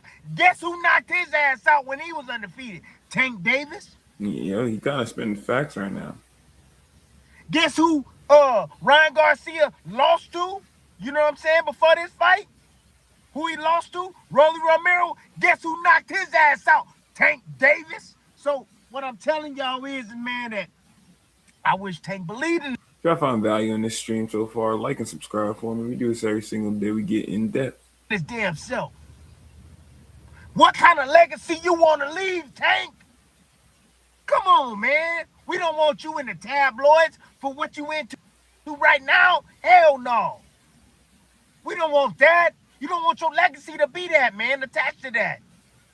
Shoot. I think he knows that. He just couldn't avoid that. And he wasn't smart enough to stay away from it. You got a talent, man. God has given you a talent. You can make money.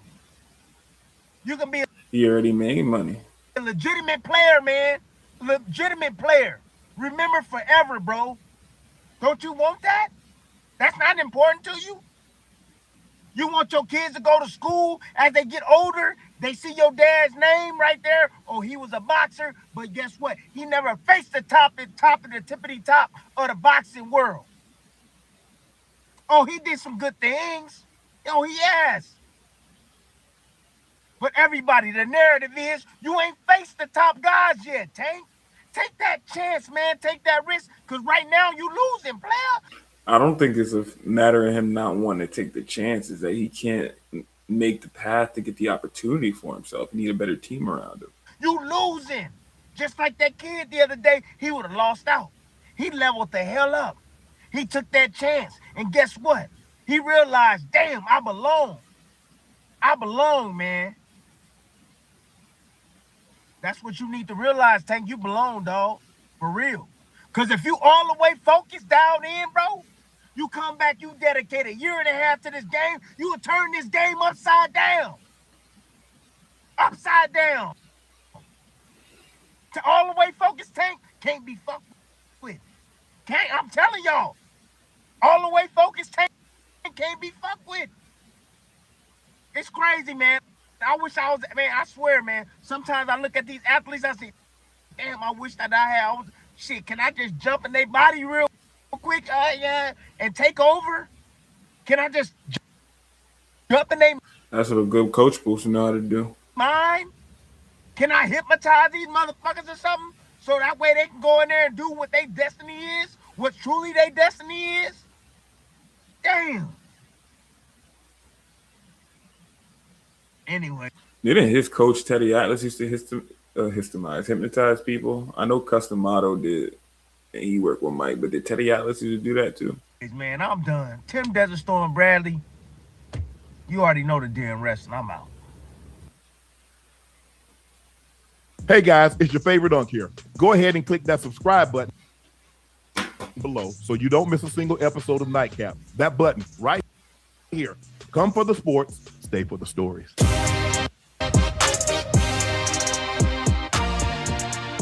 Oh, we got a special guest joining us. Now it's time to welcome Nahir Albright. He had a great 10-round bout with Frank Martin that ended in a draw. Did you think you had done enough to, well, first of all, thanks for joining us. We really appreciate that. Did you think you did enough to get the win, to eke out a narrow victory? Yeah, I did. I felt like I definitely pulled it out by like a round or two. I mean, I knew it was a close fight. So, you know what I'm saying? Like when they announced it, I was like, all right, I can't be too mad, but I felt like I won. You should always be mad at a draw. But listen, you buckled him early though. You caught him early. I was like, damn, he might get old boy up. Buckling somebody's not winning the fight. Yeah. Yeah. Hey, obviously, I'm sure you watched the fight by now, and looking at some of the things you could have done, and not allowing it to go to the judges' scorecard. I'm sure there will be a rematch. I'm not sure if you guys have talked about it. What things do you do based on what you've seen, watching what you did? You're not going to get specific at all. In the past fight, do you think you need to do in the next one, if one comes about, that where it doesn't have to end up in the judges' scorecard, or actually in the judges' hands, where it won't be a draw and it goes in your favor? Yeah, I feel like I started kind of slow. I feel like, you know, if I put pressure on them earlier, you know what I'm saying, I could have definitely got the knockout. Let me ask you a question. What was going on with the mouthpiece? Because I felt that you was giving him an opportunity with the mouthpiece. You was stopping the fight and getting him a chance to break. I was like, man, bite down on the mouthpiece and keep the pressure on him. I know, yeah. So like I had like a cheap mouthpiece, because like my I had like a Walmart mouthpiece. I had boiled. I was gonna say, you went to Dixie, got a mouthpiece, bro. It was a Walmart mouthpiece, and Shannon a football player, so you know he know how that go. It was last minute. My other mouthpiece, I had lost it, so I hurried up and grabbed the mouthpiece, boiled it down, and I was like, all right, I'm gonna go fight. And then 10th round came out. I'm like, damn, you know what I'm saying? What happened to it? Don't y'all have custom mouthpieces? at least, I mean, you get a custom mouthpiece for a little or nothing here. You got a couple of mouthpieces for like $250, $300. I can't got do.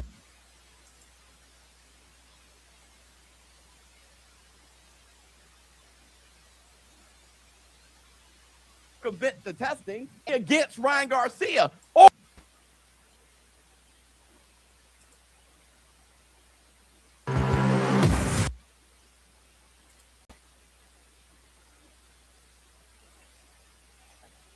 Eyes are for a fighter. Just as important. I think a lot of times when you watch Ryan, his eyes are darting around. He's not focused. You know, he loses concentration.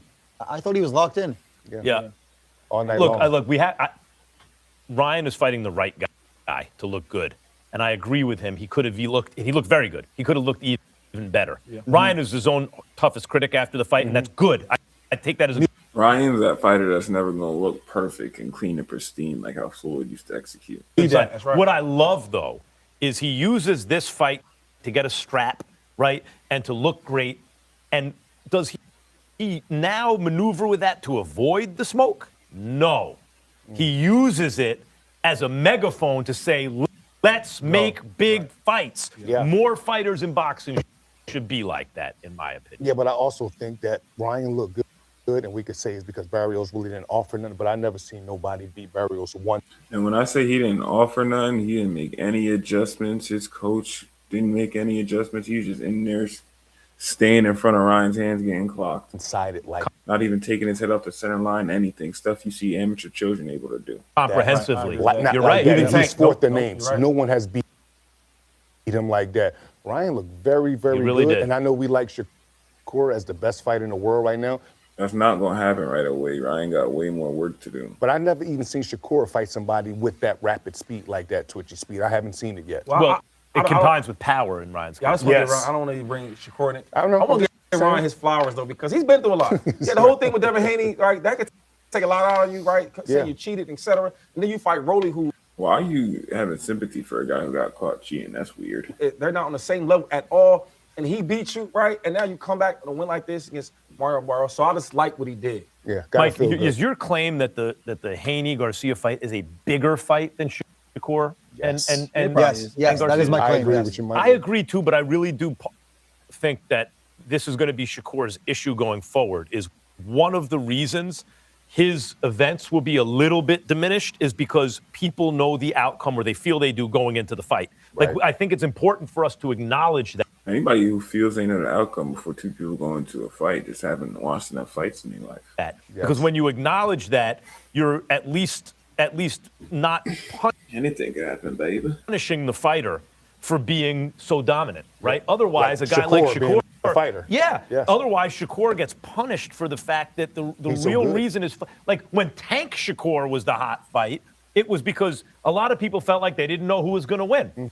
I never felt that way exactly, but you know. But I will say this, though, Shakur is getting to that space where it's like, there's no proof we had what you thought. okay, who can beat him, right? I remember it was a time where, now I ain't putting with Floyd yet. Not yet. They damn look close, but Don't do that, but it was a Shady. thing with Floyd where it's like, yo, I might not like the way he fights all the time, but we want to see maybe can this guy beat him? Yes. And we started hyping up guys that was nowhere on the same level as Floyd, but we wanted to see Floyd lose. I think Shakur's getting to that stage where, yo, he's so good. I never want to see Floyd lose. And it makes everything look so easy. Maybe this guy can have I don't get why they keep saying we and speaking for me. a chance. I think that's the level. You get what I'm saying? It's not even about who could beat him. I'm interested to see who can even push him. Right. And when I think of who can push him, I think of Murtaya. I Murtaya. think that he's got, you know what I mean? I think it's gonna be somebody If Boots was hanging around at welterweight, that might be interesting, No, Boots right? would beat him. But I don't know think he would about do it. that. Boots would beat him. I don't know about He's that. way If they bigger than met- him. Come on. Right, if they met That's at why the he same said it weight. was like at the same If they weight. I say- still think he Boots is Y'all find any value in this? Like and subscribe to the stream, man. too big. Boots is probably too big. He's too big. Yeah, but I'm saying if you could catch Do this every single day. him at the same size, if this was Shakur Get in depth. 5 years from now and Boots At what 2 weight, years though? ago, Give me the you weight know? match, 47, Yeah, 40. let's say it's 5 years from now and Shakur is like a junior welterweight, and Boots was 2 years. Serious fight. That's how it is Yes. for Shakur. And I'll say this about Floyd. Two things happened with Floyd. That's a good one. HBO 24/7 introduced people to his personality. And Floyd came around at a time where it was like the next guy has to look like the last guy. So what Top Rank had in mind was Sugar Ray Leonard was the golden child, and so Oscar De La Hoya, the golden boy, Right. Olympic medalist, smiles for the cameras, the whole Clean. thing. That wasn't Floyd's personality. Floyd was, and this is a coded word, but urban, and he appealed to the urban market. That's crazy. You might as well just say he was black at that point. Why even have to word it that way? We love You could read that for what it is, which is it reads black, right? Yes. And in So if he was willing to say it the whole time, why not just spit it out in the first place? I don't like all these word semantics and games he be playing. New York, that might be black. And That shows somebody you can't trust. Puerto Rican and other places black and other stuff, but it's urban. And Floyd, when he was able to embrace more of that and say, hey, I'm not just this cookie cutter, Sugar Ray Leonard, Oscar De La Hoya. And by the way, those guys aren't cookie cutter either. They're different from each other. But Floyd was a different kind of dude. That was one. Two, the Gaddy fight was a big event. Floyd dominated. And then the Oscar fight. When you fight the biggest, most popular fighter in boxing and you win, those two fights catapulted him. Shakur has a very interesting personality. If you watched him on the broadcast, he is a super interesting broadcaster. He tells you I don't know about super interesting, but he did a decent job. what he thinks. He's not reacting to any political pressure. That's right. He's not saying what anyone he thinks someone wants him to say. He says what he thinks. Yeah. So he has a kind of interesting personality, even if it's not as flamboyant as Floyd's. Now he needs the dance partners. That doesn't make you flamboyant or really different at all. Just a guy that tells the truth. Are they just not used to somebody who's straight up? I was impressed with the job that he did. Did a great job. He did a good job. for Good sure. look to him and everything. But look, Shakur Stevenson, right? He called out Conor Ben after he beat Teofimo. Why don't we do Shakur Stevenson and Conor Ben, and then do Ryan Garcia and Devin Haney, and let the winners fight each other? Where does Raleigh Romero fall into all this? Raleigh beat Ryan Garcia. Why didn't he call out Ryan Garcia? Call out Raleigh after the fight. Raleigh need to get his money, man. That's let the losers fight each other. That's a good one. And it's up to him. He got to market himself better. And then after Shakur beats Conor Ben and the winner of Haney Garcia, what happens then? That's his problem right now. But you need to put him in with guys who the public believes can beat him. Build their audience out. Now. Yeah. Build that audience out. Coming up, our informant over here caught up with Teofimo Lopez. Okay. By the way, that was step one for Shakur. Yeah, right. The Teofimo fight. This is Inside the Ring. Live only on The Zone. March 28th, Moses Atauma. The future of heavyweight boxing. His journey to world champion continues. Hold up, you saw the light speed on them hands for heavyweight? Hold on now. But this time, the test is real. Jermaine Franklin, elite, battle-hardened, never knocked out. Can Franklin stop Atauma? I don't think he can stop Atauma. Don't miss Atauma versus Franklin, March 28th. Watch only on The Zone. Welcome back to Inside the Ring. Max, Malik, Cop, Shady. Let's continue our discussion on Ryan Garcia. Our informant managed to sneak backstage after the fight and talk with Teofimo Lopez, who shared his thoughts. Why keep calling him an informant? That's an insult. On Ryan Garcia's performance, among other things. Mike Coppinger here with The Ring with Teofimo Lopez, one of the best pound-for-pound boxers in the world, two-time Ring Magazine champion. Teo, He's been looking a lot more respectful since he fought Shakur. we were here moments after Ryan Garcia just looked very impressive in a win over Mario Barrios, first world title victory. And of course, now he has a title at 147, which is the weight class that you're going to. Yes. This is good for you, right? Oh man, this is great. Honestly, great turnaround. It's great for the sport. Make boxing great again is what we saw tonight. Ryan Garcia looked phenomenal. They always talk about which Ryan Garcia we're gonna get, and we got the one that they talk about, and that's a King Rye. Yeah, I mean, I Not even an interesting take, nothing unique, just rode him. agree. I thought he looked super sharp in there. The jab was on point. He was fast. He was active. And he didn't just throw the left hand, right? He threw the right hand. That's when he scored that knockdown in the first rounds. What did you like most about his game tonight?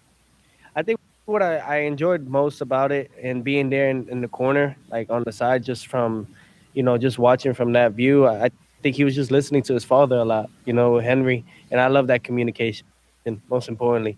And then just seeing him not really waste his shots. waste his punches. He was really his selection of punching was phenomenal tonight. And then, of course, like we said, right, you are now going to 147 pounds. I know you want another Ring Magazine championship. I don't know if anyone's, I think it's been done before, but I don't know if it's pretty rare, right, to win a Ring Magazine championship in 3 weight classes. I'm not sure.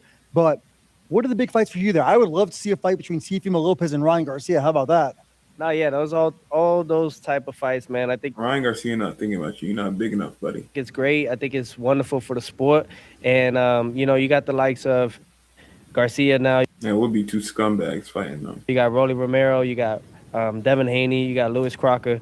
So there's so many ways to make this happen, right? And I'm just grateful and thankful to be in this division now. And I just can't wait to kickstart it. Yeah, and what do you think is going to be better and different about you at 147? I would say it's pretty kickstarted and busting without you. I know you're a big guy. Do you feel like you just outgrew the weight? I do. I believe that it was that time.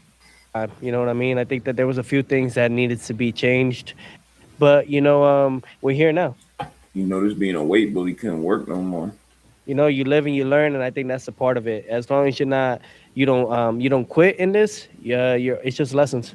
And this is a sport that is meant to be quit at some point in time where you get yourself killed. Don't ever forget that. And I'm grateful for them. I take them with me, and I look forward to seeing myself at 147 and possibly, Ryan Garcia. I would love that next.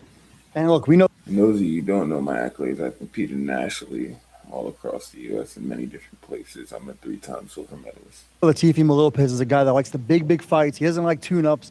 Are we going to see you go right into a big fight, right into a title fight in your first fight at the weight? Well, this is why we're here with you, Mike Coppinger. This is why we're here, man. The ring, I mean, those are the things that get me going, too, Like you mentioned just recently, right now, 3 ring magazines in 3 different weight divisions. I mean, it's really unheard of, right? Maybe Max Kellerman, you guys could go back and forth on that, right? Just things like this, man. I'm grateful for it, so I can't wait to see what I do next at 147. Yeah, of course. And Teofimo's getting an ESPN alert, I think, Hey, no. That was a Ring Magazine alert, yeah. Yeah, that was Ring Magazine. What are you talking about? What you talking about, Willis? But look, 147 again. We talk about Devin Haney looking so good against Brian Norman, winning the title. You and Devin Haney were so close to fighting last August. Can we see that revisited now? Absolutely, man. I'm the guy that there's a new sheriff in town. You know what I mean? So absolutely, we're looking forward to the big fights, the fights that make sense. Fights that have storylines, and I think this is the perfect time. And of course, you said mention all the different title holders. What is your favorite fight, though? I mean, can you give us a name, Tio? We know you like to call people out. No, I mean they're all favorites. They're all favorites. You can't tell me not one person wants to see Teofimo with any of these new champions and the current. Me, I don't want to see you at all. You're not that interesting anymore. I just Shakur worked you like a summer job. Champions at 147. You just can't. So this is perfect. I can't wait. The Ring Magazine is still vacant until number 1 and number 2 throw down. And so I have time. I have time this year. Would like to fight twice the rest of this year. And 2 more times. So that makes it 3. Let's get it. So, okay, when do you think we can maybe see Teofimo Lopez back in the ring then? Mike, when can we see me again? When can the world see you? This summer? I like summer. Nobody's trying to see you, bro. They're not that interesting. I like May, June, July. We could do it. Absolutely. Yep. And of course, I ran into you. We ran into each other at Zuffa Boxing a couple of weeks ago. Yeah. Everyone saw you ringside with Nick Khan. Mm-hmm. What was your thoughts on your first Zuffa experience? Honestly, for it being my first time, I know they say it's Zuffa number 3, but then you got to also include the Canelo and Crawford, right? Mm. But overall, phenomenal stuff. I think it's great to see the build-up. It's almost like seeing young fighters that are hungry. Those are the ones you got to watch out for. But then the platform, right? Paramount Plus, phenomenal access to many different avenues of how can I say, increasing your platform, right? Increasing your own status and letting the world know. Was English his first language? So I liked it. I enjoyed it, especially the venue. I've been there at the Apex. I've been there for other fights, especially with the UFC. So it's great to see overall how it looks. I wonder what benefits the boxers get from training at the UFC Apex. I see a lot of them are doing it. Yeah. And Terrence Crawford said it's not hard, strenuous work. It's very specific stuff. They said they weren't trying to kill him, but he said he did notice little differences in certain specific aspects, which is exactly how you train, really. And obviously, the fight didn't go your way a couple of weeks ago. But I think what's getting lost in the shuffle is, what the kind of star you are. I mean, you and Shakur Stevenson sold out Madison Square Garden. There wasn't an empty seat in the house. You got to fight in your hometown. I mean, when you look back, what kind of experience was that? It's historical. I mean, since 1971, I believe March 6th, Muhammad Ali, Joe Frazier, #1. They fought at Madison Square Garden, 1971, and we just broke the most attendance. I almost had a chance to fight at Madison Square Garden, but they canceled the event. But they did start the event back up, so it's all lost soon. From that time of date, a fight between myself and Shakur Stevenson. Couldn't be done without the likes of Ring, Sella, Turkey. I think everybody in conjunction of that. So it worked out perfect. It was the perfect place to put it. History, 54 years, 10 months and a half, probably. It hasn't been broken. I doubt somebody could do that again, other than Teofimo. Look at that, Max Kellerman. You think you're the expert on history. Teofimo Lopez dropping game on you and me right now. So respect, Teo. And I love boxing. That's why we're still here. No, I'm still fact checking that later, and if it's wrong, well, if it's wrong, I'm on his ass the next stream. Love having you in boxing. And look, I personally think you're going to be a lot better after this. I don't ever, downgrade somebody because they lose one fight, especially against another great fighter. If you take tough especially if you're realistic and know the fight game. Fights and you don't duck, there will be losses. So I give you a lot of credit for taking the fight, putting your title on the line.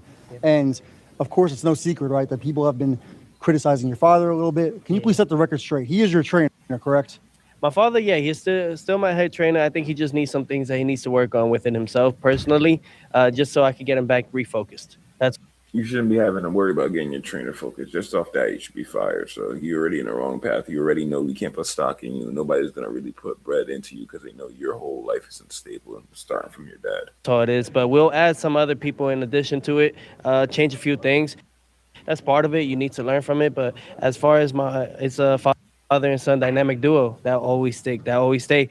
And, Ryan Garcia just mentioned it a little bit while ago after winning and receiving the WBC welterweight title.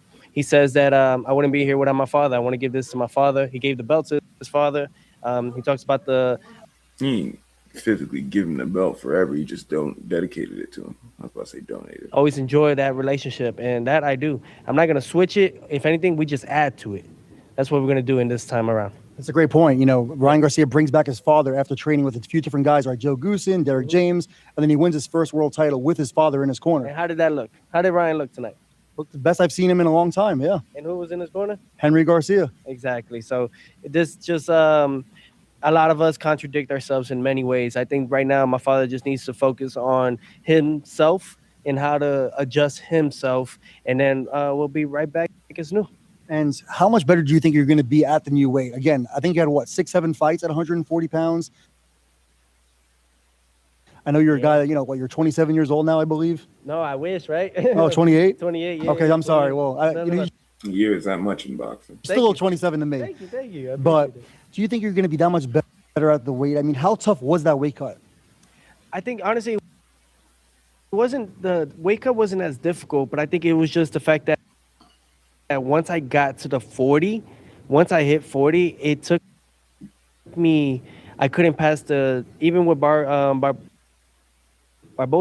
I couldn't pass 6 pounds over the limit the next day. I fought Barbosa at 146 the next day, the day of the fight. The same thing happened with Shakur. I was at 146.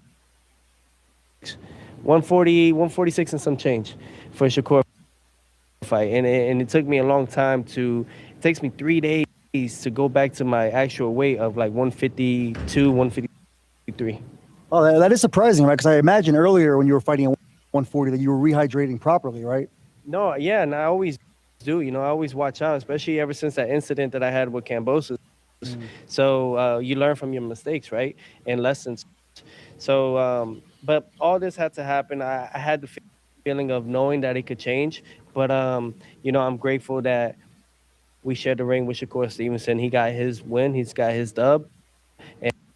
Why would you be grateful another man got a dub, bro? Why is this? He didn't even deserve an interview, if you ask me. And love to see what's next for that guy and see what's in store for boxing. All right, and I can't wait to see what's in store for Teofimo Lopez. You're one of the biggest stars in boxing, and we can't wait to see you chase a welterweight title and a third Ring Magazine championship. Thank you for the time.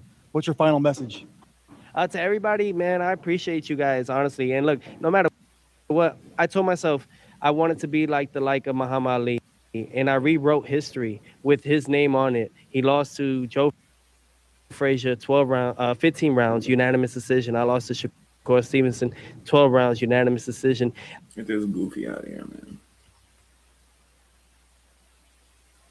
Get him out my face, bro. I can't take him serious. John, what's his name? James L. Sullivan, or John L. Sullivan, excuse me. John L. Sullivan, from bare knuckle, converting to the modern boxing gloves, 1867. This is what it is. It's traditional. This is our life. This is our sport. I am Teofimo, the takeover. We still taking over. I'm here to inspire all of you guys, the youth. Now you're here to inspire the youth, but just 2 weeks ago, before you got that ass whooped, you was racist. Latinos, the culture, absolutely. My brothers, my sisters, everybody, man. I'm grateful for it. So thank you guys for always supporting, and I can't wait to give you guys more exciting fights.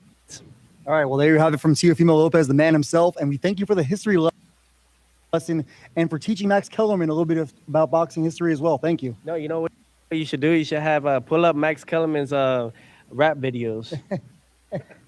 Back with his brother too. Bring that back. I want to see that, man. Yeah, Max was a hell of a rapper. I can't take that away from him. That doesn't surprise me at all that Max Kellerman had rap videos. He seems like the guy that was always trying to be black in school. Right, bar for bar, man. Just don't drop the soap. You be all right. Thank you too. Bring it back. I'm with the freestyle. I was all right. You found someone as good as me on every street. My brother burned down any MC you bring. That's anyway. Listen.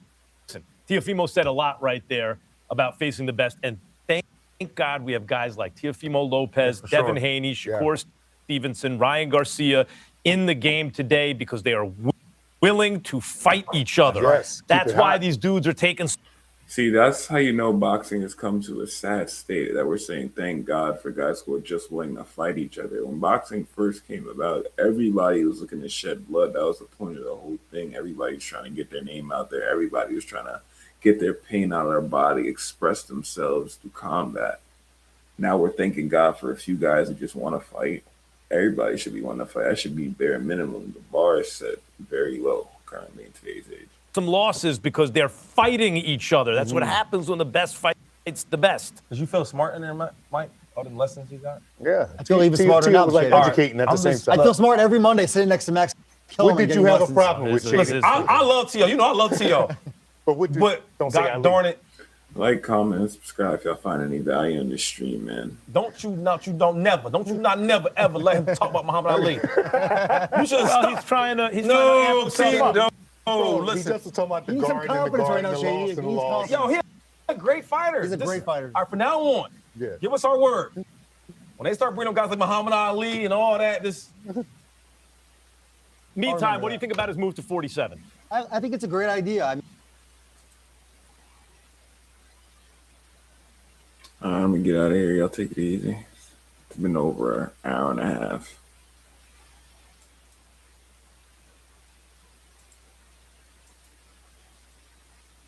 I mean, at 140, there's nothing else for him to do. He already won the Ring Magazine Championship there. Yeah. He's won it at 135 as well. Why not try to be a 3-time Ring Magazine champion? Be amazing. By the way, do not put anything past T.O. Yeah. T.O. nice. And what about a fight with Brian Norman? Great fight. Great fight. Guys, meantime, I want to get to what he said about Zuffa Boxing. I'm a part of Zuffa Boxing, of course, being good for the sport. And the major news last week about Conor Benn signing with Zuffa. Check out this clip of Dana White. Who's he gonna fight though? When he was asked about the Conor Benn signing and Eddie Hearn's reaction to it. Let's see. Conor Benn, an amazing signing for Zuffa Boxing. How long was that deal in the works? And did you know about it when you were saying beating up our babies? Did I know about it when what? Did you know about it when you were saying you were beating up babies? Well, I think you saw this week, I am really beating up babies. Is there a bigger than Eddie Hearn? He was quite upset that Conor Benn left him. Is there a bigger than Eddie Hearn? This guy's supposed to be your friend. Crying, he made more money. He's going to make more money, and he had the right to match it. He could have matched it. I think he said he tried and Conor Benn wouldn't return his calls. What a crock of yeah. We're literally beating up. Can Dana White ever have a conversation without using vulgar profanity? He's supposed to be a leader of a huge corporation. You would think he'd have a cleaner mouth, and this is why UFC has the stigma it has today. Look at the leadership. Look at the figureheads that are in it. Babies.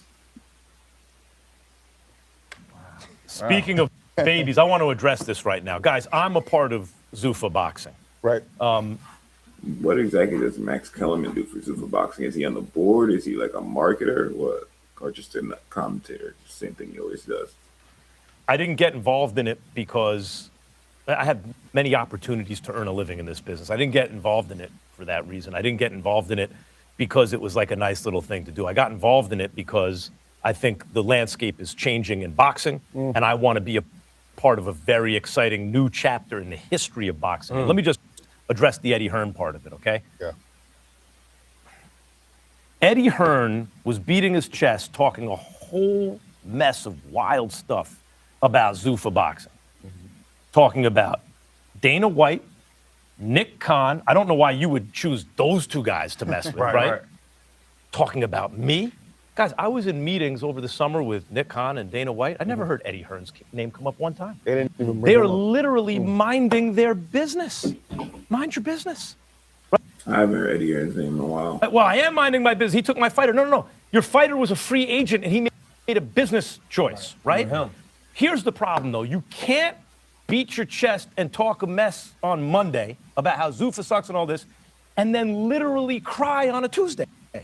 You can't the very next day be choking back tears about the L you just took. This is boxing. You can't do it. And so why is that happening right now? Guys, Eddie Hearn has done a very good job for many years.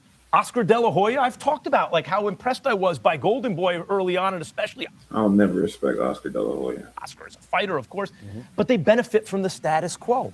They were in power at the moment, right? And they benefited from the status quo. You know who didn't benefit from the status quo? Boxing. Boxing has been pushed to the margins. It's not Eddie Hearn or Oscar De La Hoya's fault. Really, I'll give you a real quick reason why boxing expands with media. If media expands, boxing expands with it because it's relatively inexpensive to produce and it does a good number.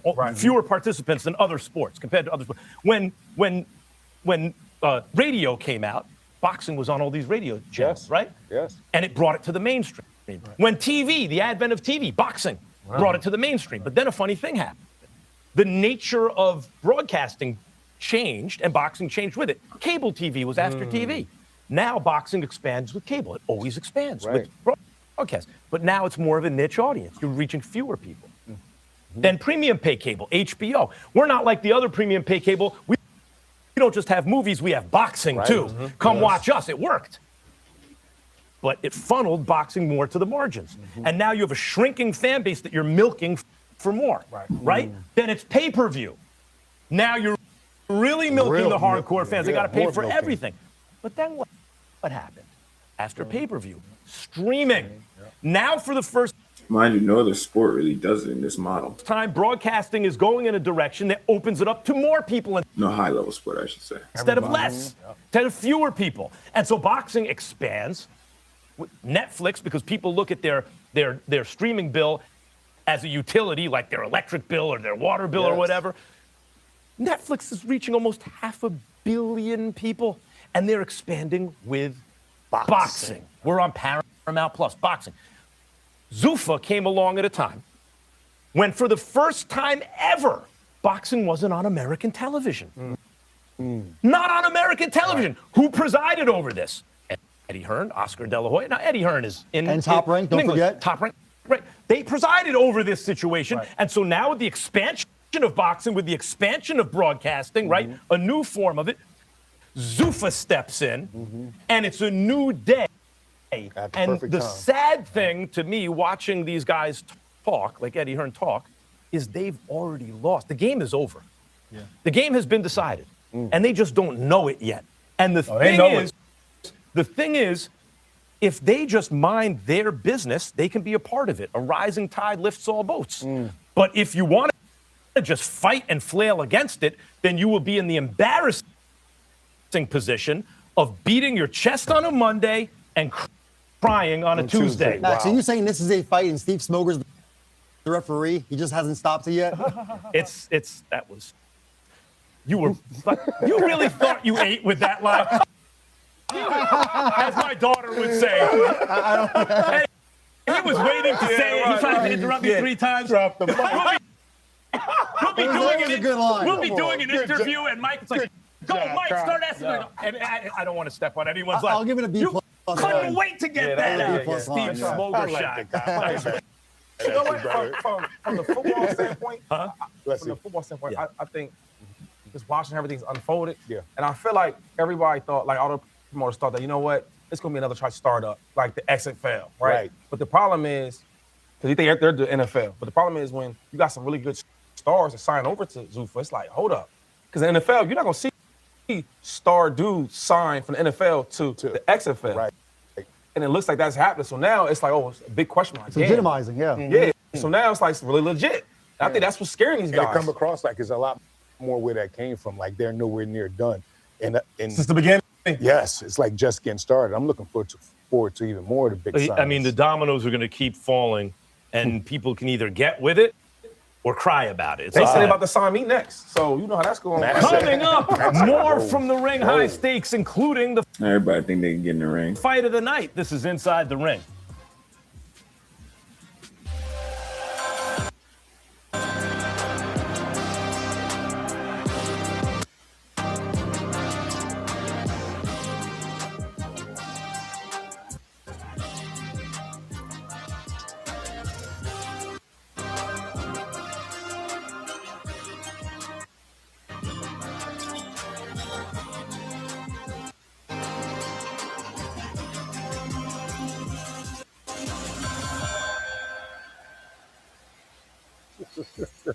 Welcome back to Inside the Ring. I'm Max. That's Malik. That's Cop. Yes. And that's Shady. Or is that Shady? I forgot that I messed that up before. Shady gonna take offense. Gary Antoine Russell faced, who was a guest on this show. Great personality on Gary Russell. Great Good fighting fight. family. He fought a very game Andy Hiroka in the co-main event. Hiroka competed hard, guys, Yes, and he he does. had his moments.